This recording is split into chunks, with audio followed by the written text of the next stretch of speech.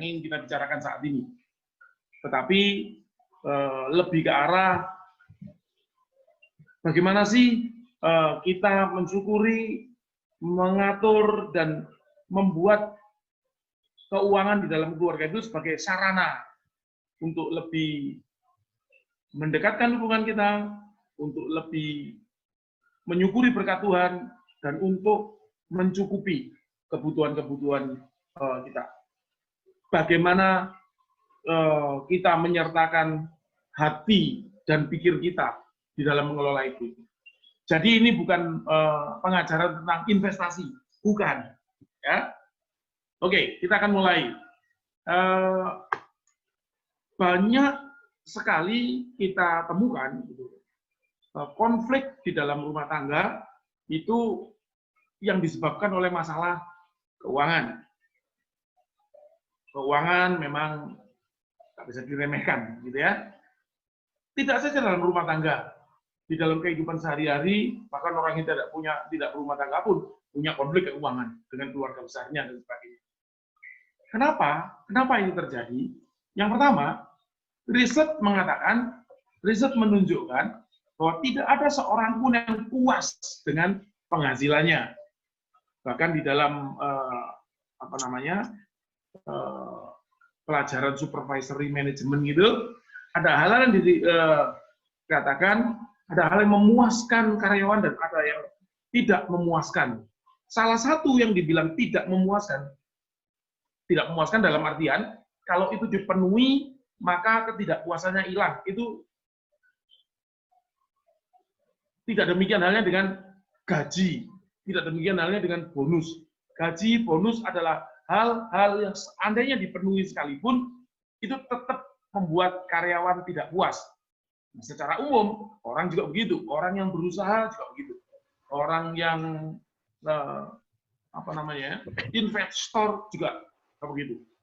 Orang yang terima gaji, puasnya kapan? Pada saat itu aja. Orang yang menerima kenaikan gaji, puasnya kapan? Pada saat itu aja.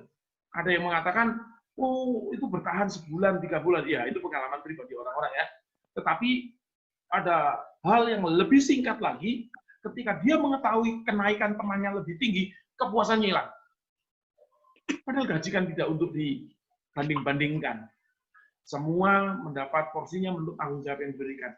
Nah, kembali ke persoalan kita, itu hanya memperkuat fakta bahwa tidak seorang pun puas dengan penghasilannya. Fitrahnya manusia demikian.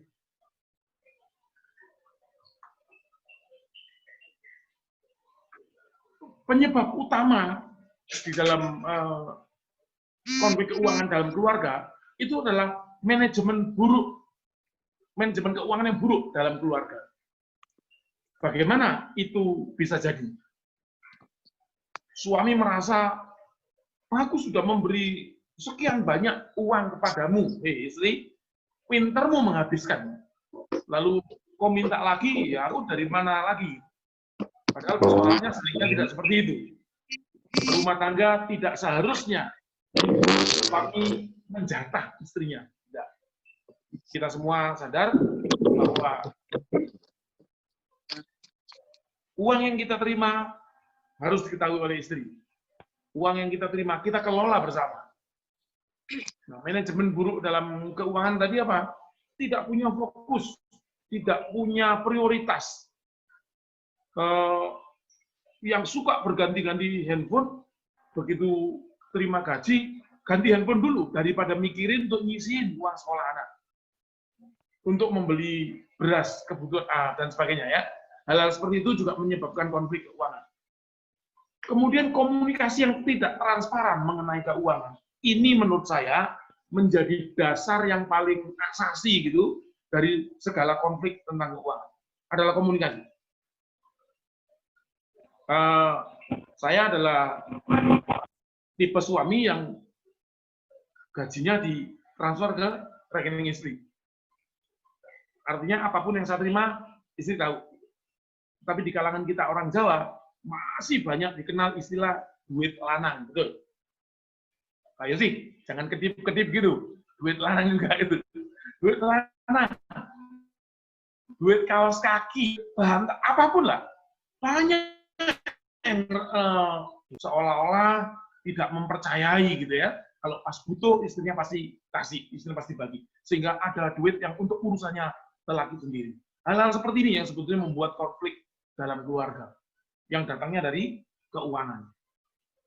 Kemudian juga masalah perkawinan ternyata tidak otomatis berkurang saat income bertambah. Ketika gajinya cuma 5 juta, keluarganya oke-oke saja. Gitu. Ketika gajinya 7 juta, ya masih oke-oke saja. Gitu. Nah, ketika gajinya 10 juta, kayaknya kok kita mampu memenuhi gaya hidup yang seperti apa gitu ya. Lalu ketika gajinya 10 juta, gaya hidupnya seperti orang bergaji 12 juta. Dari mana 2 jutanya? Bisa kredit card, misalnya. Nah, hal-hal seperti ini juga menjadi sumber konflik dalam keluarga, sumber konflik keuangan dalam keluarga. Ternyata memang bukan soal uang dan soal bagaimana memenuhinya aja, tetapi komunikasi dan kebersamaan itu sangat menentukan. Cukup nggak sih kita, ya? Lalu di beberapa masyarakat gitu ya, orang Jawa, orang Batak gitu, rasanya tabu ngomong keuangan, seringkali begitu, menabukan ngomong itu. Akhirnya memang tidak terkomunikasikan. Kondisi-kondisi yang ada dimaklumi begitu aja. Oh, tidak bisa begitu. Sebagai keluarga Kristen, di mana kesetaraan itu begitu diagungkan, segala sesuatunya mesti dibagi tanggung jawabnya. Berapa yang diterima, berapa yang harus itu harus diketahui dan direncanakan berdua. Ini pembukaannya. Coba kita lihat ke sini. Perspektif keuangan dari segi Alkitab. Ini prinsip ya. Yang pertama, bahwa uang itu pemberian Allah. Matius 6, 25-34 itu bercerita tentang bagaimana Allah memelihara kita manusia. Memberi makan cukup, memberi pakaian cukup, memberi tempat tinggal yang cukup, dan memberi kesehatan yang cukup. Jangankan kita, walau bunga bakung yang tumbuh sebentar lagi juga layu, dipelihara dengan begitu ajaibnya. Burung-burung yang di udara nggak meminta loh dikasih pakaian, nggak menanam dikasih makan. Apalagi kita. Dari mana makanan kita? Kita beli. Dari mana pakaian kita? Kita beli karena kita tidak membuat sendiri. Dari mana makanan kita? Kita beli. Kesehatan kita, tempat tinggal, kita beli. Dengan uang. Kalau dikatakan kesehatan, makanan, pakaian, dan tempat tinggal tadi dari Tuhan, artinya uang itu juga dari Tuhan. Oleh karenanya, di dalam penggunaan, di dalam merespon pemberian Allah ini, harus dilakukan secara setia, bijaksana, dan cerdas. Orang yang punya penghasilan 20 juta, belum tentu tidak punya persoalan yang lebih banyak dari yang orang yang gajinya 3,5 juta. Betul ya Bapak Ibu ya? Itu soal cerdasan, itu soal mengatur, bukan soal Tuhan memberi berapa.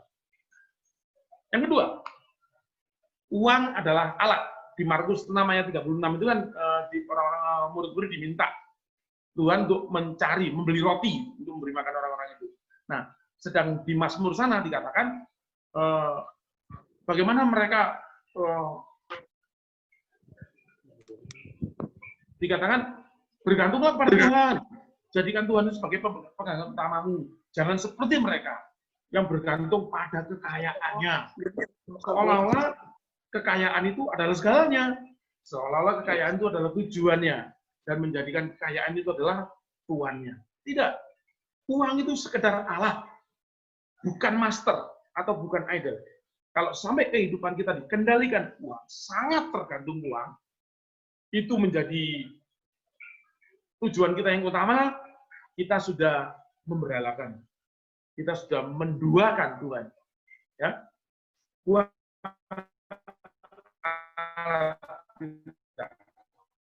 kita, ya, bukan untuk dinikmati sendiri. Itu nanti kaitannya dengan di bawah. Jika uang adalah pemberian Tuhan, menurut 2 Korintus kan dikatakan, biarlah engkau yang berkelebihan meringankan yang kekurangan, sehingga ada kecukupan di antara kalian. dibagi, saling meringankan. Jika uang adalah pemberian Tuhan, maka kita patut menyukurinya. Betul? Caranya adalah tadi, saling meringankan. Memberi itu bentuk ucapan syukur. Kita memberi bukan untuk memperoleh pahala, kemudian yang lebih besar, tetapi kita memberi karena kita bersyukur sudah memperoleh sesuatu yang lebih besar sebelumnya. Ini yang membedakan iman Kristen dengan iman yang lain. Orang-orang seringkali melakukan sesuatu untuk menerima yang lebih besar, tetapi iman Kristen tidak. Iman Kristen memberikan sesuatu karena sudah menerima yang lebih besar sebelumnya. Jadi memberi itu adalah ucapan syukur, bukan cara menyuap Tuhan. Uang adalah persembahan. Di Amsal 3 ayat 9 dikatakan, muliakanlah Allah dengan hartamu. Maka dengan uang juga kita memuliakan Tuhan. Dulu kan persembahan itu merpati, kambing, domba, dan sebagainya. Tapi kan sekarang persembahan darah itu tidak ada. Karena Yesus sudah melakukannya sekali dan untuk selamanya. Nah sekarang semua persembahan itu adalah bentuk syukur. Ketika dikatakan muliakanlah Tuhan dengan hartamu, apa yang ada sama kita, uang. Bukan berarti kalau tukang jualan ban bekas gitu ya, Tuhan, aku membayar perpuluhanku. Hari ini aku mendapat 10 ban, maka aku bayar kau dengan 1 ban bekas. Buat apa gitu? Ya, itu dia. Sumber konflik. Ada beberapa hal yang terjadi secara umum di dalam keluarga yang kalau tidak dibicarakan dan jelas di awal bakal menjadi sumber konflik. Yang pertama, sikap dan harapan siapa yang menjadi breadwinner, mencari nafkah, menjadi kepala keluarga.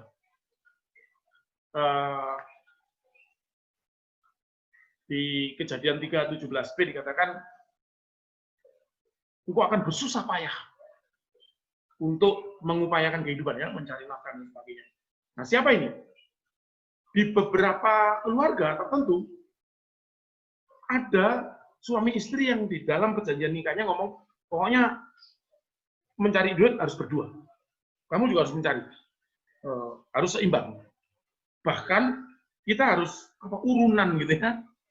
4 juta, 4 juta. Kalau aku dapat 6 juta, maka 2 juta punya aku. Ada yang seperti itu, ya. Itu urusannya mereka. Saya tidak ingin ngomong itu salah atau benar, tetapi ada. Ada juga seorang suami yang punya perjanjian dengan istrinya. Oke, kita menikah, tapi kamu yang cari duit ya. Suaminya ngomong gitu. Dan saya ketemu dengan banyak orang yang seperti itu. Yang menjadi inti persoalannya adalah siapa yang kemudian menjadi breadwinner. Yang paling umum, laki-laki. Laki-laki yang disuruhkan begitu oleh Tuhan. Ya, ini harus dibicarakan dari awal, harus jelas di awal. Kalau tidak, maka dia akan menjadi penghambat utama dalam menjalin keintiman. Misalnya, dua-duanya sama-sama bekerja. Perjanjiannya adalah, pokoknya kita spend untuk keluarga itu 20 juta. Jadi masing-masing orang turunan 10 juta gitu ya. Lalu tiba-tiba salah satu pihak nggak mampu gitu. Turun 10 juta karena ternyata dalam pekerjaan barunya dia cuma dapat 7 juta. Nah, akan sulit dari intim. Kamu tidak membantu secara proporsional. Ada tuduhan yang seperti itu. Ini mungkin tidak secara umum, tetapi kalau tidak jelas juga yang di depan dibicarakan, pada saat seorang breadwinner yang entah karena bukan kemauannya sendiri, lalu tiba-tiba tidak mendapatkan penghasilan, dibenci, dilecehkan, dan sebagainya. Keintiman tidak terbentuk. Jadi keintiman atau sangat tergantung dari seberapa mampu dia menyediakan pemenuhan akan kebutuhan keluarga. Kan tidak seperti itu. Banyak dari kita yang profesional pekerjaannya, tidak kantoran, tidak seperti saya gini, seringkali dalam waktu yang lama nggak ada pekerjaannya, gitu. Nggak ada income-nya gitu.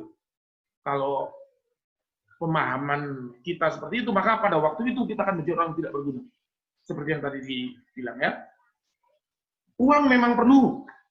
Meskipun dikatakan bahwa uang bukan segala-galanya, tetapi ingat, segala-galanya perlu uang gitu ya. Tetapi meskipun uang memang perlu, kekuasaannya terbatas. Ingat, Tidak semua persoalan bisa diselesaikan dengan uang. Banyak orang yang memang punya prinsip segala-galanya bisa diselesaikan dengan uang. Ya sudah, dia akan menjalankan hidupnya dengan seperti itu. Tapi kita bukan begitu. Kita meyakini bahwa kekuasaannya terbatas. Uang tidak dapat menggantikan trust dan passion. Bukan karena uang kita banyak, orang pasti percaya pada kita. No. Orang percaya pada kita itu karena pengalamannya bersama kita. Kita bisa memenuhi apa yang kita katakan atau tidak. Itu yang membuat trust. Passion. Saya gitu, misalnya punya passion mengajar seperti ini gitu ya. Bukan berarti ketika uang saya banyak, saya tidak memerlukan kesempatan untuk mengajar. Tetap diperlukan. Saya pernah punya uang banyak. Pernah. Tetapi karena passion saya mengajar gitu. Lalu uang tidak dapat membeli cinta. Bukan karena uang Anda banyak, maka bagi kenapa ketawa-ketawa tuh? Bukan karena uang kita banyak, kita pasti dicinta. Kita pasti mendatangkan cinta. Belum tentu. Bahkan kadang-kadang sebaliknya. Ya. Jika uang adalah segalanya, maka pada saat krisis, kita tadi ngomong itu, ketika saat krisis, ketika uang tidak ada, berarti cintanya menjadi padam. Betul? Bagi orang yang punya prinsip ini, maka itu yang terjadi. Karena saat krisis dan tidak dihormati istri di rumah, maka sang suami akan mencari kompensasi. Mencari kompensasi pada orang lain yang mau menerima dia bukan apa adanya, menurut keadaannya waktu itu. Bukan kayak itu sumber konflik. Sumber konflik yang berikutnya, penentuan peran, terutama jika suami istri bekerja. Tadi suami istri bekerja salah satu contoh. Tapi ini betul-betul dalam kondisi suami istri bekerja. Apakah kemudian kalau si istri punya penghasilan yang lebih besar, dia akan punya hak lebih terhadap suaminya dalam mengatur rumah tangga?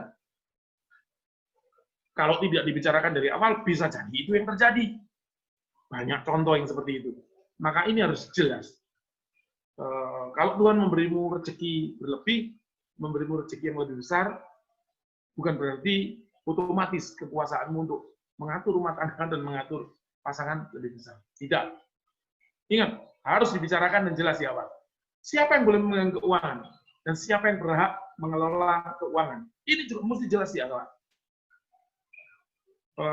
Kita nggak bisa mengikuti kaidah pada umumnya gitu. Suami yang cari duit, istri yang mengelola. Benar. Tetapi seberapa banyak dari kebiasaan yang kita anggap biasa begitu aja, muncul banyak persoalan. Bukan ini persoalannya. Persoalan utamanya adalah kita tidak pernah membicarakannya. Kita tidak pernah membuat kesepakatan. Kita tidak pernah membuat rule bersama. Lalu siapa yang menentukan jumlah pendapatan pengeluaran? Itu juga harus jelas dibicarakan. Mana pendapatan yang dianggap sebagai pendapatan lain-lain sehingga bisa digunakan untuk memenuhi kebutuhan yang kedua, memenuhi keinginan gitu ya. Itu juga harus dibicarakan dari awal. Yang terakhir adalah formula atau rumusnya. Untuk apa penggunaannya? Kapan menyimpan dan berapa besarnya simpanan? Nanti Bu Linda akan menyampaikan sebuah contoh. Sebuah contoh yang mungkin rada jauh dari kita gitu ya. Tetapi itu terjadi. Orang dengan penghasilan 4,5 juta. Bagaimana mengaturnya? Kita lihat nanti di kita ya. Komunikasi tentang keuangan. Penting sekali komunikasi tentang keuangan. Transparan, terbuka. Nggak ada duit lanang. Nggak ada duit kaos kaki. Nggak ada duit bawa kasur. Berapa aku terima, itu yang ditunjukkan. Yang paling gampang mentransfer ke rekening itu. Merencanakan dan membuat prioritas keuangan. Apa sih yang paling prioritas, yang paling menentukan jalannya bahtera rumah tangga ini? Kalau ini nggak kepenuhi, mungkin akan mengganggu yang lain. Itu harus di-list. Uang sekolah anak-anak itu kan jelas hubungan kita dengan pihak luar ya. Listrik, air, telepon, dan sebagainya itu seperti itu. Itu harus jelas dikomunikasikan. Evaluasi berkala sesuai kebutuhan. Kami dulu hampir setiap 2 minggu ngomong tentang posisi keuangan. Karena awal-awal supaya Bu Linda merasa supaya saya tahu kebiasaan dan cara bagaimana dia membelanjakan mereka dan sebagainya. Lama-lama itu menjadi sebulan sekali, terus 3 bulan, karena nggak ada perubahan. Begitu ada perubahan, misalnya gajinya naik, ada penghasilan tambahan, itu Bu Linda mengajak ngomong lagi, atau pengeluarannya lebih banyak dan sebagainya. Kenapa? Kadang-kadang ada anggota keluarga yang bertambah, pengeluaran berubah, bukan? Kemudian juga anak sekolah, SPP-nya ketika kelas ini berbeda, gitu. Lalu juga kebutuhan yang bertambah. Tadinya nggak langganan TV kabel, jadi langganan TV kabel. Sekarang harus ada internet yang bisa di rumah. Kita langganan itu dan sebagainya. Iuran pemeliharaan lingkungan dan sebagainya. Lalu ada pembelian motor, rumah dan sebagainya. Ini besar yang tentunya diketahui keduanya. Tetapi ada hal-hal yang kecil, tapi bagi pasangan mengelola itu besar. Itu tetap harus dikomunikasikan. Lalu aturan main. Kami membuat aturan main begini. Seringkali orang datang kepada kami dan merasa aku direcoki sama keluarga besar pasanganku. Oh, itu sesuatu yang nggak baik menurut kami. Mencelakakan gitu loh. Pasangan mencelakakan pasangan yang lainnya. Nah, menghindari itu kan buat aturan main. Kalau ada keluarga saya membutuhkan bantuan dari kami, saya akan ngomong ke dia, bicaralah sama Bu Linda. Waduh, sungkan. Kalau kamu sungkan sama Bu Linda, harusnya kamu juga sungkan sama saya. Karena saya dan dia adalah satu. Nah, dia ngomong, berhasil itu dijembatani. Bahkan ibu saya pun ngomongnya sama istri. Sedangkan, kalau kebutuhan dari keluarga istri, ngomongnya sama saya. Meskipun lah kita iya gitu ya, tetapi jelas tidak ada sesuatu yang kita sembunyikan. Tidak ada sesuatu yang membuat pasangan kita berpikir bahwa kita main belakang. Itu yang penting. Itu yang penting. Langsung. Pertanyaan silakan di chat, atau kita bisa lanjut di online yang kedua nanti. Bu Linda akan melanjutkan. Oke, Bapak Ibu, kita ganti supir. Bagaimana aturan dasar yang bisa kita terapkan di dalam mengelola keuangan bersama dalam satu keluarga? Yang pertama, memahami bahwa kita sebagai suami istri adalah satu tim. Sehingga apabila yang satu tidak tahu, itu bukan tim. Itu adalah kerja individu. Nah, ini yang perlu kita pahami supaya ketika kita menentukan angka, kita bisa bersama-sama. Katakanlah mungkin suami tidak terlalu memahami itu karena memang sibuk dengan urusan lain, paling tidak istri bisa mengomunikasikannya. Dan ini yang bisa apabila sudah diawali dengan baik, biasanya ongoing proses itu akan lebih smooth, lebih lancar, karena sudah ada trust yang terbangun di awal sekali ketika pernikahan ini kita masuki bersama. Nah, yang berikutnya ketika bicara tentang satu pos. Bicara satu pos, ada pemahaman untuk mereka yang bersama-sama bekerja. Biasanya uangmu, uangku. Uangku, uangku. Nah, ini yang kita tidak inginkan. Sehingga satu pos di sini adalah kalau memang memungkinkan, upayakanlah joint account. Kalau memang memungkinkan, itu akan menghindarkan kita dari prejudis, prasangka, dan sebagainya. Tetapi juga upayakan ada satu account lagi untuk misalnya investasi atau tabungan atau biaya lain-lain yang mungkin ada rezeki-rezeki yang kita dapat, contoh bonus dan sebagainya, bisa kita alokasikan di situ. Nah, di dalam membuat perencanaan tentunya ada rasa saling menghormati. Artinya ketika istri mungkin saja punya penghasilannya lebih besar, tidak otomatis istri berpikir, aku lebih dong daripadamu. Enggak seperti itu. Tetapi dia menghargai suaminya yang mencari dengan upaya yang besar. Demikian juga apabila suami punya penghasilan mungkin terbatas, istri cukup bisa melihat bahwa suami itu sudah kerja keras. Aku mencoba mengelola ini secara bijak. Nah, ketika suami melihat istri memuji dia, menghargai upayanya, suami akan terbangun rasa percayanya, suami akan lebih semangat dalam bekerja, dan ini adalah altar keluarga yang kita bangun dalam rumah tangga. Begitu juga ketika kita melihat adanya penerimaan dan pengeluaran, ini bersama-sama memahami, mengetahui angka, mengetahui jumlah. Ada para istri yang mengatakan pada saya, suamiku tuh curigaan. Kalau aku tuh belanja, mesti disuruh nulis secara rinci. Nah, yang berikutnya adalah memahami bahwa yang menjadi pos utama adalah keluarga inti. Siapa sih keluarga inti? Suami, istri, anak. Ada orang-orang tertentu, katakanlah saya bicara soal suku saya.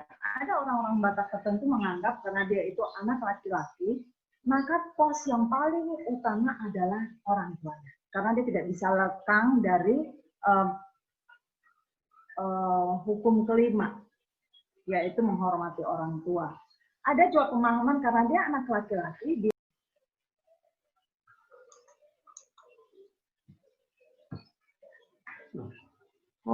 PowerPoint-nya ngadat. Bentar ya. PowerPoint-nya ngadat.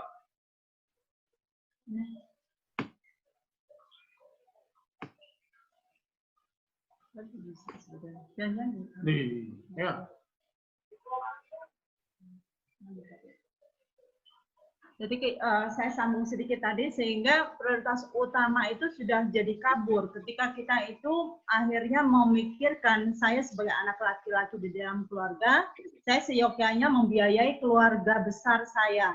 Nah ini sudah keluar dari jalur. Dan ini sering sekali menjadi konflik besar sehingga masuk ke satu pemikiran saya nggak cocok dengan dia. Nah, bagaimana kita melihat ini, bagaimana tips di dalam mengelola? Pertama sekali bahwa kita mulai dari kondisi kita.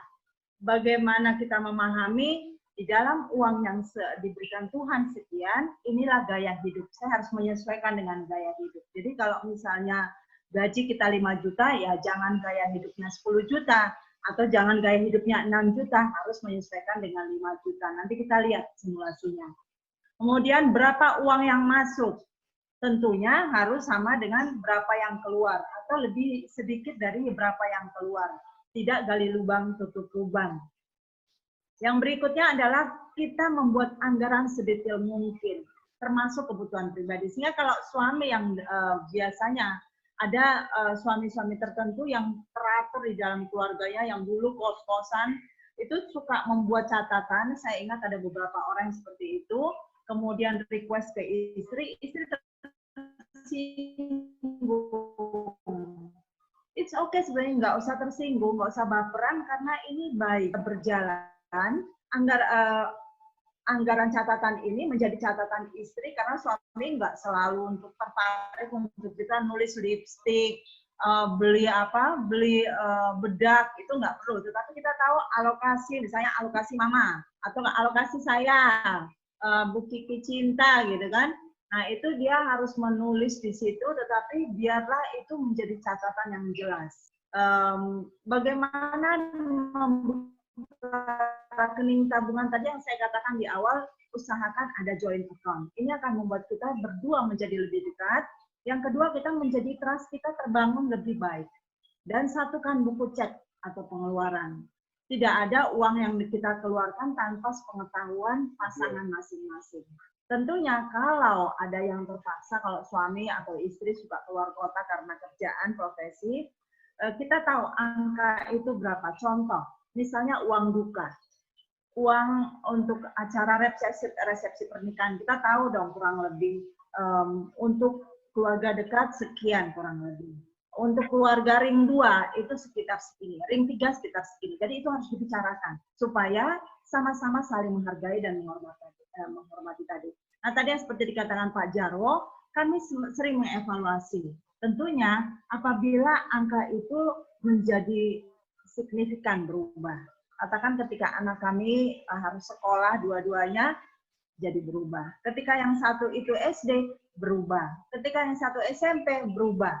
Atau di dalam SD pun biasanya ada perubahan-perubahan. Kalau naik uang sekolah 10%, kita cukup ngerti lah. Tapi kalau tiba-tiba misalnya dia masuk SMA, SMP, tentunya kan ada biaya yang lebih tinggi dari itu. Nah, kita lihat ini adalah satu contoh bagaimana membuat perencanaan keuangan dari angka gaji kita 4,5 juta. Saya sengaja ambil angka yang real supaya kita sama-sama bisa terbantu di sini. Yang paling besar, kalau seperti di dalam rumah kami, di dalam keluarga kami, yang paling besar adalah alokasi makan. Enggak, makan. Itu biasanya saya boros sekali, karena bagi saya lebih baik makan daripada beli obat. Jadi memang saya betul-betul mengupayakan di situ besar. Apapun itu, tapi bukan jajan, tapi bicara tentang paling tidak semua harus sehat di sini. Nah, setelah yang pertama ini, yang kedua uang sekolah. Baru kemudian yang lainnya itu bicara soal bensin, soal listrik, soal apa. Biasanya kalau listrik apa dan sebagainya itu nggak terpaut jauh dari bulan. Berubah sekali sekolah anak. Karena ada uang ini itu dari sekolah yang kadang-kadang cukup membuat kita terkaget-kaget. Nah, kalau misalnya katakanlah ada teman-teman yang tanya, loh, uang saya nggak segini. Oke, kita bisa lihat lagi, kita adjust, kita sesuaikan lagi supaya kita nggak kedodoran. Mungkin kita bisa menghapus cicilan motor atau dana sosial atau rekreasi. Rekreasinya kita kecilkan karena rekreasi itu penting, Bapak Ibu, buat kita refreshing. Nah, kita lihat bagaimana sikap-sikap yang kadang muncul dan ini ternyata menjadi potensi konflik di dalam pengelolaan keuangan. Yang pertama sekali, tidak bisa kita pungkiri ada di antara kita yang memang boros dari sononya. Nah, orang-orang yang sudah terbiasa, ini nanti kaitannya dengan di poin terakhir, kebiasaan buruk pengalaman kecil, ketika di dalam keluarga tidak ada manajemen keuangan dan tidak pernah diajarkan tentang prihatin, itu ketika menikah, kalau misalnya gaji suami sangat terbatas, dia udah ngambek, marah, dan sebagainya. Bahkan bilang, aku nyesel nikah sama kamu. Nah, harapannya kita tidak sampai berucap seperti itu. Yang kedua, tidak punya prioritas.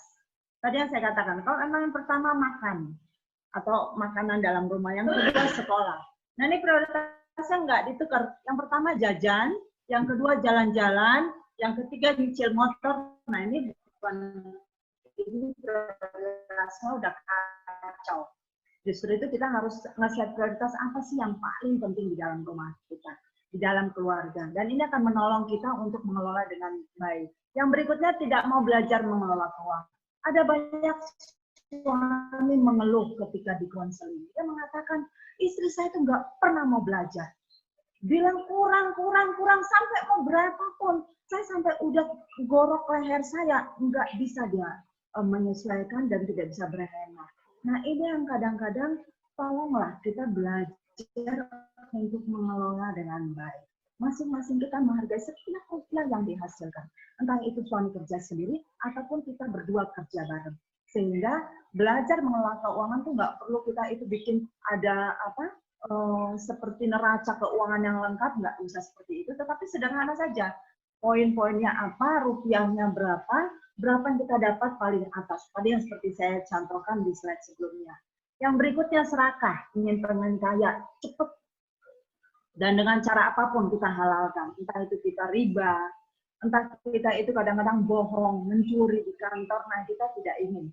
Karena tadi di awal sekali kita katakan bahwa uang itu berasal dari Tuhan. Dan itulah yang menjadi satu sikap kita sebagai anak Tuhan. Di dalam pemahaman ini juga, kalau ada yang janjiin kita, 3 hari dapat sekian nih, bisnis dengan cepat, kita terbujuk. Padahal itu kita sudah alokasikan untuk anak masuk SMP. Nggak logis. Padahal uang itu hilang. Dan siapa yang kita salahkan? Akhirnya berantem berdua. Sementara orang kita titipin uang, udah lari entah kemana. Dan dia sudah menikmati uang kita. Yang berikutnya tidak terbuka terhadap pasangan. Kenapa? Kita punya pengalaman ditolak di dalam keluarga. Dan ketika kita menikah, kita merasa takut juga suami menolak. Atau bisa jadi suami menolak sekali. kita sudah langsung berasumsi dia akan selalu menolak, selalu tidak setuju. Padahal bisa jadi wajib dan tidak bisa diganggu, ada prioritas. Atau sebaliknya, istri yang memiliki jumlah lebih besar, si suami merasa nggak enak sama istri karena uang yang mau digunakan untuk mama berobat rumah sakit. Dia merasa ditolak, akhirnya dia minjem dari sana sini. Nah ini yang kita tidak ingin, komunikasi ini menjadi lebih buruk.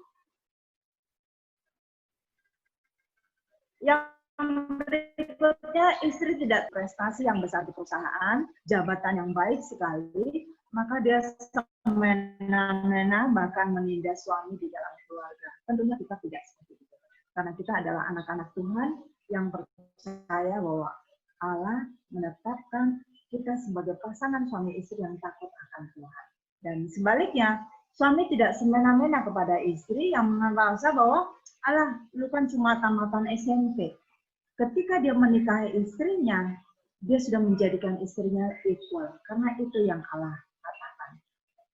Kebiasaan buruk ini berkaitan dengan boros tadi. Ada hal-hal di mana si anak dulu, ini salah satu contoh saja, sangat kesepian di rumah, dan biasanya pelariannya itu adalah shopping. Dipakai enggak pembelian bajunya? Enggak. Hanya untuk baju yang dibeli. Enggak.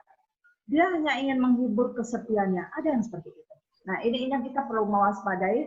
Saya ini punya kepribadian yang seperti apa ketika bicara soal keuangan. Selain itu, ada banyak hal lagi seperti materialistis, kemudian serakas, kesombong dan ingin balas dendam, terus ceroboh, spekulasi. Di akhir slide ini, sejauh mana kesepakatan yang sudah kita buat bersama di dalam memakai atau mengelola keuangan. Yang berikutnya, mana yang tidak cocok. Dan berapa jauh perbedaannya. Misalnya, saya nggak suka berutang, tapi pasangan saya kartu kredit minded. Bahkan kami pernah didatangi orang untuk nagih. Bisa seperti, dan kita lihat ada gambar di belakangnya, siapa sih? Ya. Oh bukan, misalnya ada si pasangan Pak Jarwo bilang, bukan kita, bukan. Saya kasih contoh saja. Misalnya ketika si istri spending banyak sekali uang melalui kredit card, kemudian didatangi orang untuk mau menagih. Dan ini bukan masalah orang menengah ke bawah. Masalah orang menengah ke atas pun banyak. Nah, kita lihat gambar di belakang, siapa saya? Apakah saya orang yang senang sekali, yang konsumtif? Atau saya ini pencari uang yang gigih? Saya ini adalah orang yang gali lubang tutup lubang? Atau saya orang yang spekulan? Yang selalu bermain dengan, oh besok saya pasti dapat segini, saya akan tanam sekian. Atau kita adalah pengelola uang yang bijak? Demikian yang bisa kami sampaikan. Silahkan tanya jawab yang berikutnya ini. Harapannya akan lebih banyak memperkaya kita bersama. Dan buat kita bersama masa depan seperti kita semua yang menyiapkan hari itu. Tuhan memberkati. Ya, terima kasih. Demikian paparan kami. Monggo kita lanjut dengan tanya jawab. Ya, teman-teman, silakan, saya sudah unmute semuanya. Silakan kalau ada yang mau bertanya. Tapi saya lihat di chat nggak ada pertanyaan yang lain. Chat kosong melompong. Langsung aja. Silakan langsung. Pak Yosia. Saya boleh nanya ke teman-teman, apa sih masalah kita yang paling mendasar dengan pasangan dalam hal keuangan? Jadi saya mau sharing kadang-kadang nanya di dalam konseling pranikah saya biasanya ketika orang mau nikah di refer ke saya dulu oleh pendeta.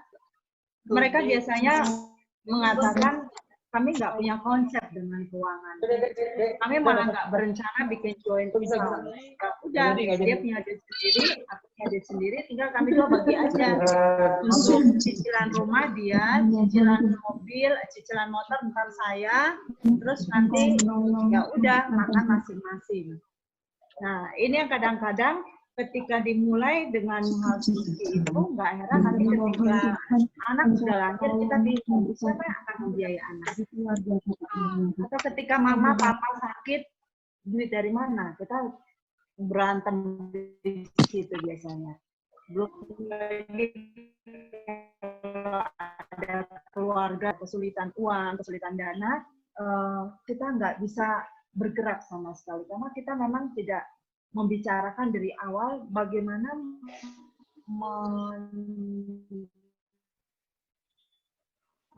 Pak Jarwo katakan di awal, penting sekali.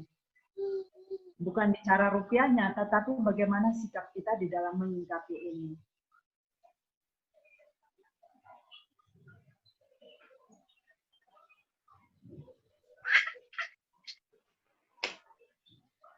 Dan ada juga pasangan yang mengatakan,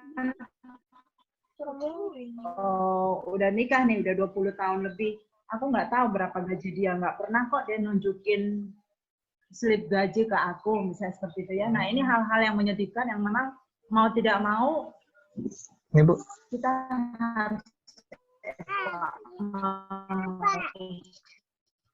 harus mau istri saya adalah boros. Kalau memang istri boros, apakah pernah kita bicarakan ke dia bagaimana sikap kita mengelola dengan hikmat, misalnya seperti itu. Atau mungkin suami masih punya kebiasaan untuk membelanjakan uang secara tidak bijak, misalnya entah itu judi, entah itu memboroskan uang untuk hal-hal yang tidak penting, sehingga istri merasa setiap mau ngomong capek paling juga jawabannya begini. Nah, ini ketidaktransparan komunikasi di dalam hal keuangan. Kalau mau bicara lebih jauh lagi, biasanya menurut riset, keuangan itu menempati urutan ketiga di dalam penyebab divorce. Saya tidak ingin menakut-nakuti, tetapi sebegitu besarnya. Yang pertama adalah, kenapa? Pak? Yang pertama adalah ketidaksetiaan, yang kedua komunikasi, ketiga keuangan. Tapi ada juga keuangan menjadi nomor satu di keluarga tertentu gitu.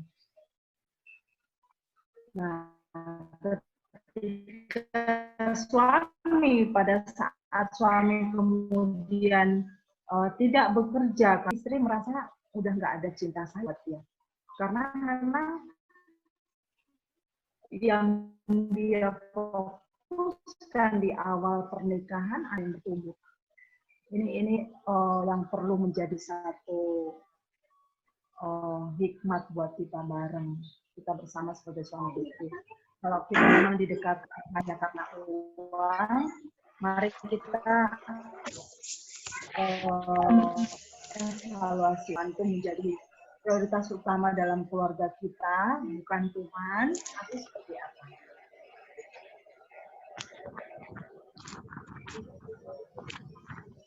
Yo, Pak Wisnu. Itu ada pertanyaan tuh, Bu. Oh iya. Siapa? Dari Mbak. Apa? Ini ada pertanyaan dari Mbak Niken. Oh ya, Mbak Niken, monggo. Itu sudah di chat. Oh, di chat. Di chat. Mana chat ya?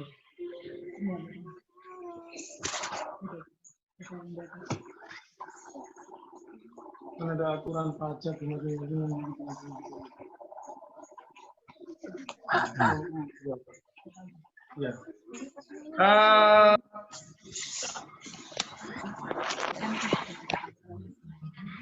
Bu Niken menanyakan bagaimana dengan aturan yang masing-masing harus membayar pajak pada mereka yang pisah harta.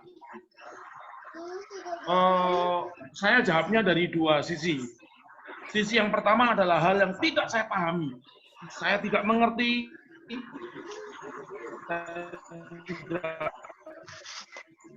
orang menikah bisa harta.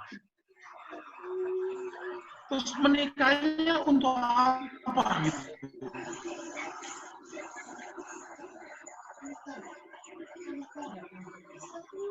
Melegalisasi gitu. Sehingga dalam hal yang seperti itu komentar saya.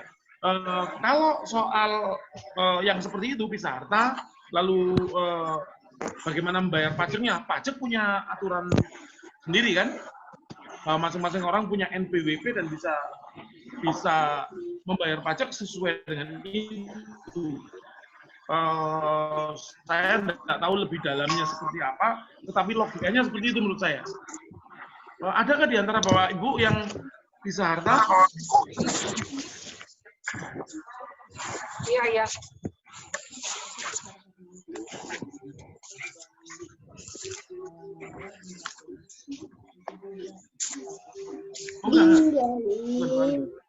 Bu Linda ngomong, secara formalitas nggak apa-apa, asal secara real pengelolaannya berarti enggak.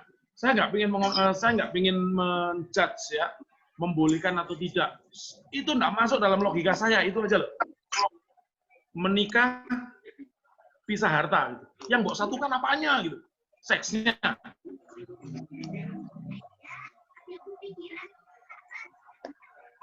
Produksi anak-anaknya.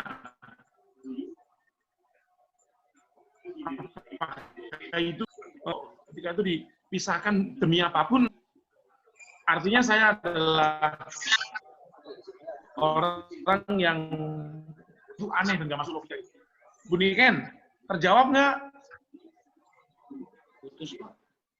Terjawab sih, Pak.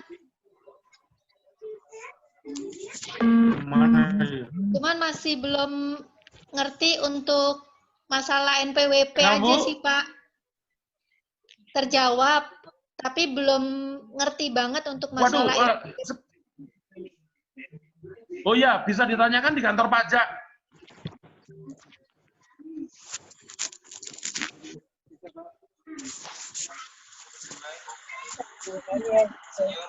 Mendingan. Iya, Pak. Seperti itu tidak dibicarakan ini, itu bisa ditanyakan ke kantor pajak. Bagaimana sih? Ya. Terima kasih. Ya.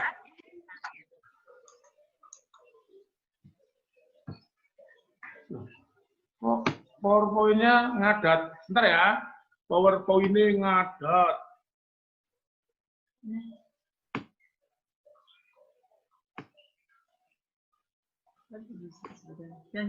Nih, ya.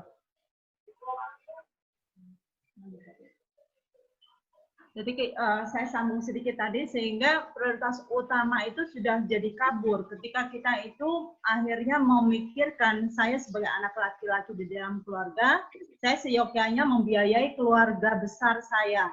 Nah ini sudah keluar dari jalur.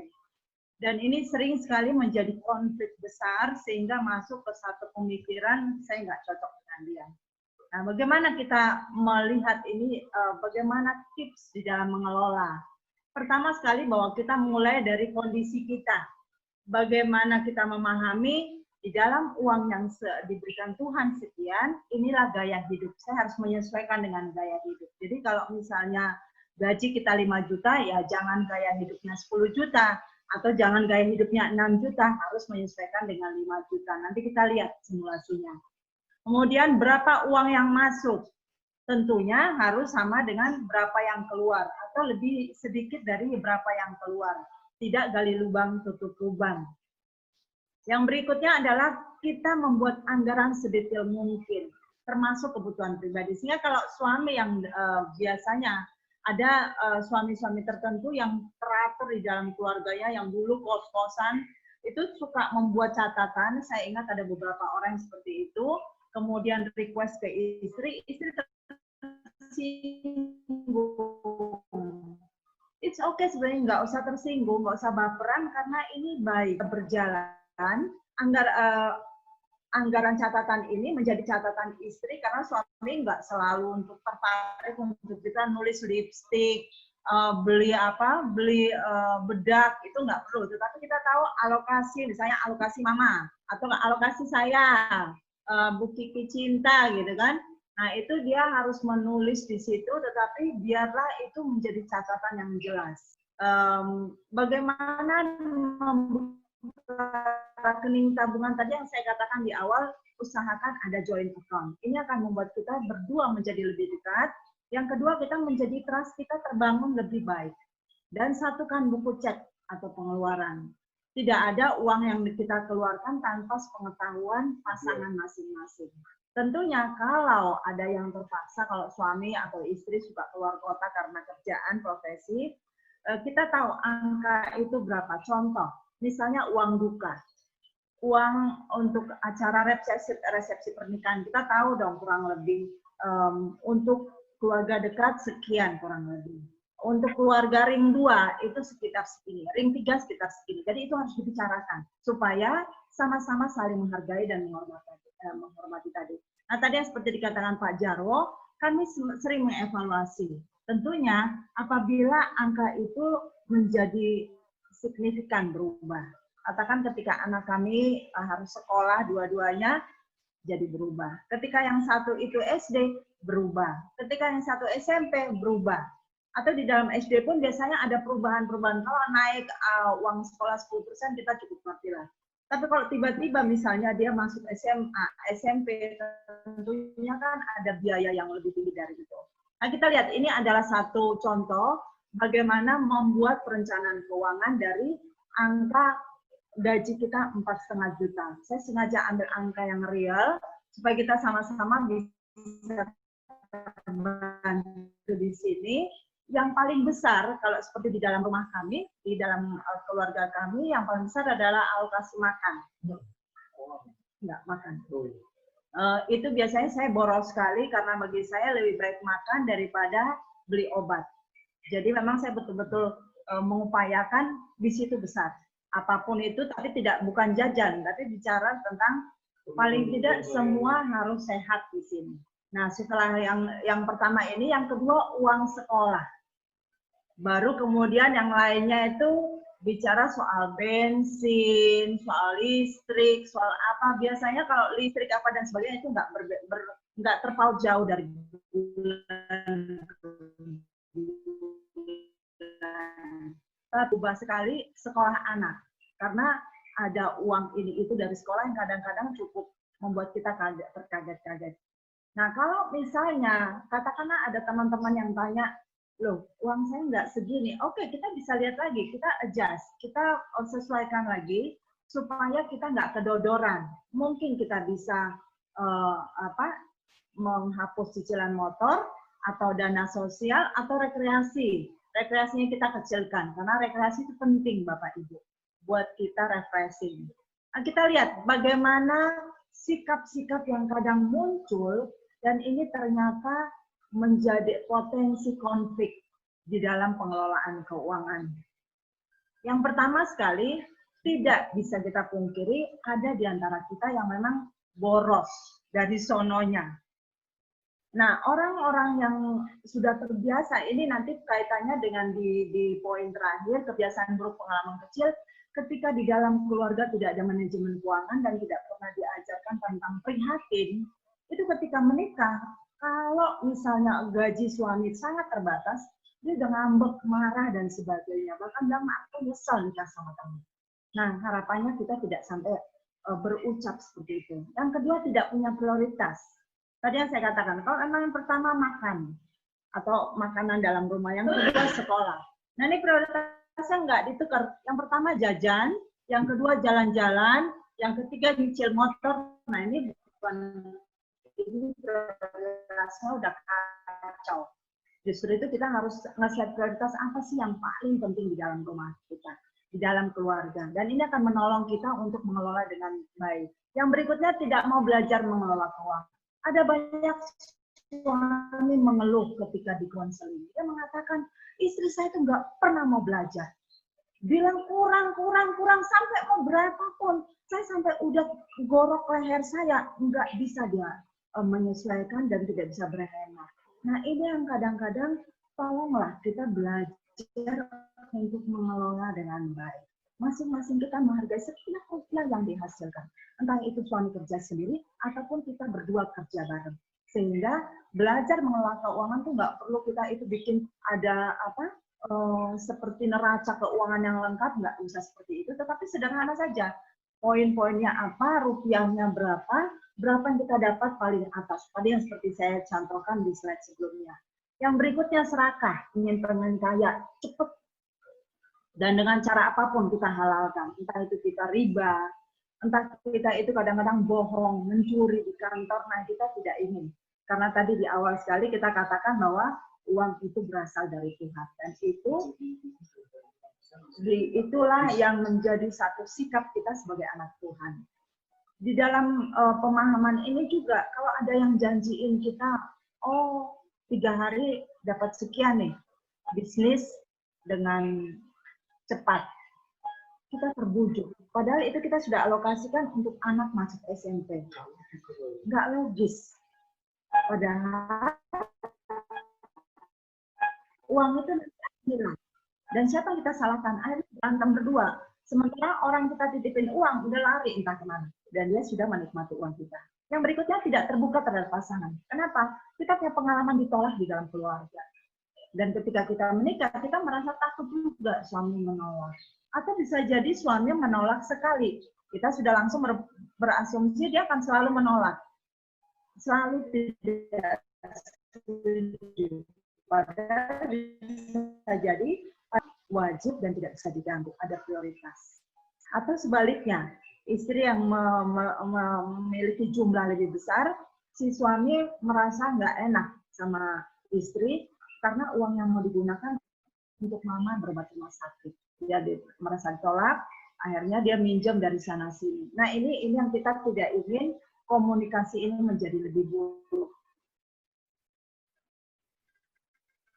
Yang berikutnya, istri tidak prestasi yang besar di perusahaan, jabatan yang baik sekali, maka dia semena-mena bahkan menindas suami di dalam keluarga. Tentunya kita tidak seperti itu. Karena kita adalah anak-anak Tuhan yang percaya bahwa Allah menetapkan kita sebagai pasangan suami istri yang takut akan Tuhan. Dan sebaliknya, suami tidak semena-mena kepada istri yang merasa bahwa Allah, lu kan cuma tamatan SMP. Ketika dia menikahi istrinya, dia sudah menjadikan istrinya equal. Karena itu yang Allah katakan. Kebiasaan buruk ini berkaitan dengan boros tadi. Ada hal-hal di mana si anak dulu, ini salah satu contoh saja, sangat kesepian di rumah, dan biasanya pelariannya itu adalah shopping. Dipakai enggak pembelian bajunya? Enggak. Hanya untuk baju yang dibeli. Enggak. Dia hanya ingin menghibur kesepiannya. Ada yang seperti itu. Nah, ini yang kita perlu mewaspadai. Saya ini punya kepribadian yang seperti apa ketika bicara soal keuangan. Selain itu ada banyak hal lagi seperti materialistis, kemudian serakah, kesombong dan ingin balas dendam, terus ceroboh, spekulasi. Di akhir slide ini, sejauh mana kesepakatan yang sudah kita buat bersama di dalam memakai atau mengelola keuangan. Yang berikutnya, mana yang tidak cocok. Dan berapa jauh perbedaannya. Misalnya, saya nggak suka berutang, tapi pasangan saya kartu kredit minded. Bahkan kami pernah didatangi orang untuk nagih. Bisa seperti, dan kita lihat ada gambar di belakangnya, siapa sih? Ya. Oh bukan, misalnya ada si pasangan Pak Jarwo bilang bukan kita, bukan. Saya kasih contoh saja. Misalnya ketika si istri spending banyak sekali uang melalui kredit card, kemudian didatangi orang untuk menagih. Dan ini bukan masalah orang menengah ke bawah, masalah orang menengah ke atas pun banyak. Nah kita lihat gambar di belakang, siapa saya? Apakah saya orang yang senang sekali, yang konsumtif? Atau saya ini pencari uang yang gigih? Saya ini adalah orang yang gali lubang tutup lubang? Atau saya orang yang spekulan? yang selalu bermain dengan, oh besok saya pasti dapat segini, saya akan tanam sekian. Atau kita adalah pengelola keuangan bijak. Demikian yang bisa kami sampaikan. Silahkan tanya jawab yang berikutnya ini harapannya akan lebih banyak memperkaya kita bersama. Dan buat kita bersama masa depan kita semua yang menyiapkan hari itu. Tuhan memberkati. Ya, terima kasih. Demikian paparan kami. Monggo kita lanjut dengan tanya jawab. Kalau saya boleh nanya ke teman-teman, apa sih masalah kita yang paling mendasar dengan pasangan dalam hal keuangan? Jadi saya mau sharing kadang-kadang nanya di dalam konseling pranikah saya biasanya ketika orang mau nikah di refer ke saya dulu oleh pendeta. Mereka biasanya mengatakan kami nggak punya konsep dengan keuangan. Kami malah nggak berencana bikin joint account. Udah, dia punya duit sendiri, aku punya duit sendiri, tinggal kami dua bagi aja. Untuk cicilan rumah dia, cicilan mobil, cicilan motor ntar saya, terus nanti ya udah makan masing-masing. Nah, ini yang kadang-kadang ketika dimulai dengan hal seperti itu, nggak heran nanti ketika anak sudah lahir, kita bingung, siapa yang akan membiayai anak? Atau ketika mama, papa sakit, duit dari mana? Kita berantem di situ biasanya. Belum lagi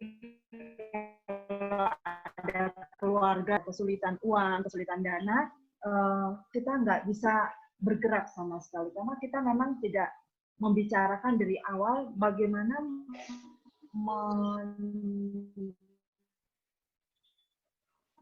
Pak Jarwo katakan di awal, penting sekali. Bukan bicara rupiahnya, tetapi bagaimana sikap kita di dalam menyikapi ini.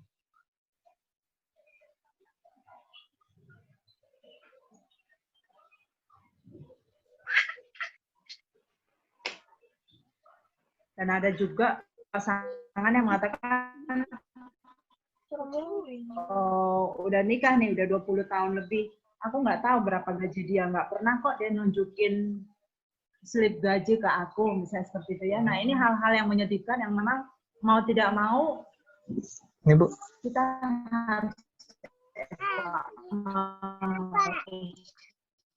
harus mau, istri saya adalah boros. Kalau memang istri boros, apakah pernah kita bicarakan ke dia bagaimana sikap kita mengelola dengan hikmat, misalnya seperti itu.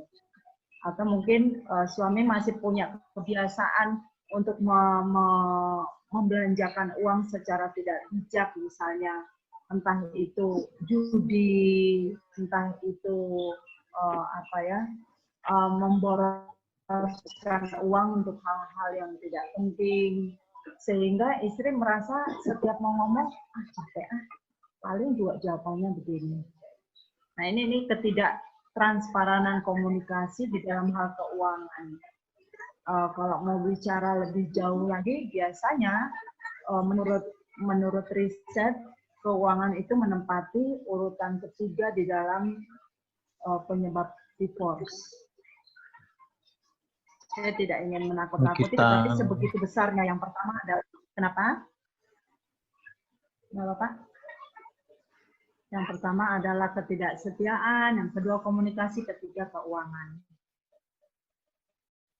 Tapi ada juga keuangan menjadi nomor satu di keluarga tertentu gitu.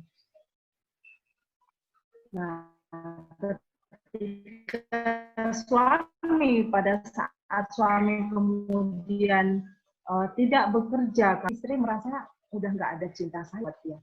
Karena memang yang dia fokuskan di awal pernikahan ada yang bertumbuh. Ini yang perlu menjadi satu hikmat buat kita bareng, kita bersama sebagai suami istri. Kalau kita memang didekatkan hanya karena uang, mari kita evaluasi itu menjadi prioritas utama dalam keluarga kita, bukan Tuhan, tapi seperti apa?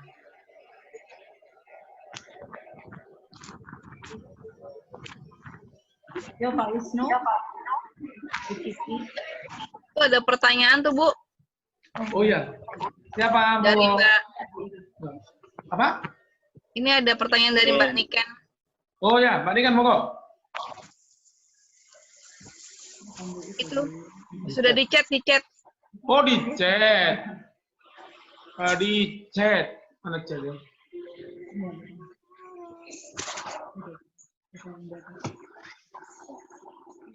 Kan ada aturan pajak.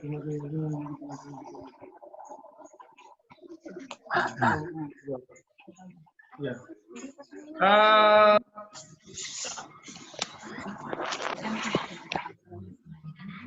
Bu Niken menanyakan bagaimana dengan aturan yang masing-masing harus membayar pajak pada mereka yang pisah harta. Saya jawabnya dari dua sisi. Sisi yang pertama adalah hal yang tidak saya pahami. Saya tidak mengerti.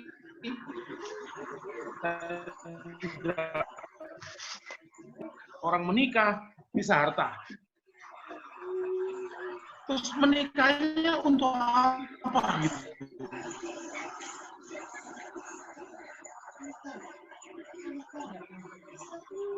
Melegalisir gitu. Sehingga dalam hal yang seperti itu komentar saya.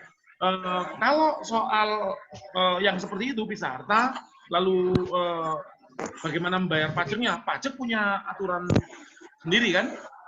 Masing-masing orang punya NPWP dan bisa membayar pajak sesuai dengan itu.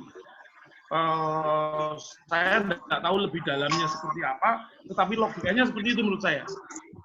Adakah di antara Bapak Ibu yang pisah harta? Iya.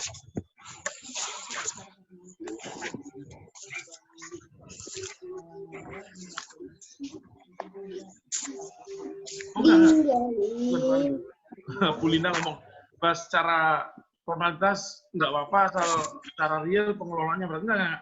Saya nggak ingin menjudge ya, membolehkan atau tidak. Itu nggak masuk dalam logika saya, itu aja loh. Menikah pisah harta, gitu. Yang mbok satukan apanya gitu, seksnya.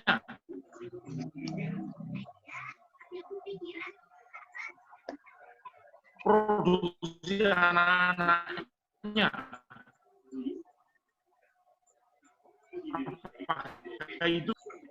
Ketika itu dipisahkan demi apapun, artinya saya adalah orang yang itu aneh dan nggak masuk logika.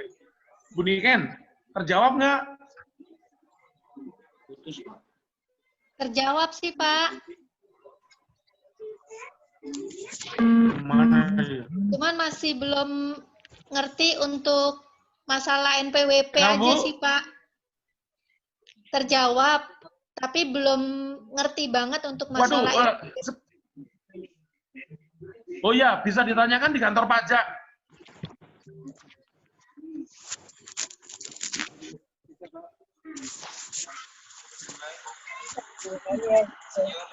Mendingan Iya, Pak. hal seperti itu tidak dibicarakan ini. Itu bisa ditanyakan ke kantor pajak. Bagaimana sih? Ya. Terima kasih. Ya. Mungkin sebenarnya masalahnya itu di komunikasi ya Pak Jarwo ya. Yang paling utama iya. Karena Yang paling ya utama. itu ya. Mungkin ya kita biasa kayak dulu waktu masih bujang jalan sendiri-sendiri. Jadi begitu nyatu ya yang kayak yang penting ini udah dibayar, itu udah dibayar, sekolah beres gitu. Tapi sampai detail yang kayak Pak Jarwo sama Bu Linda tadi sampaikan sih, ya terus terang aja sih kami juga belum sedetail itu sih. Iya. Itu sih. Iya, bertobatlah. Makanya sesi ini kita kasih. Makanya ada sesi ini kan. Kayak kita sharing kan Bu Kiki. Iya. Tuh, Pak Wisnu Noel dari belakang. Kandani. Ya, nggak apa-apa. Artinya tidak ada kata telat sih, teman-teman. Bahwa ini adalah satu hal yang baik. Ketika kita melihat bahwa, oh ya ini positif. Tetapi jangan kemudian pemaparan sore ini memicu konflik yang mengatakan, kan Gua bilang juga apa? Nah, ini yang kadang-kadang ketika kita ngikut sesi, kita mau kan kita bertumbuh, Bapak Ibu. Bertumbuh itu apa? Mungkin ada hal-hal yang selama ini baik sudah dibagi oleh Bapak Ibu, ya berbagilah kita bareng-bareng. Tapi mungkin ada hal-hal yang kita berbagi, ya yuk kita bareng-bareng juga lakukan. Karena saya yakin kita masing-masing sudah memulai ini dengan baik.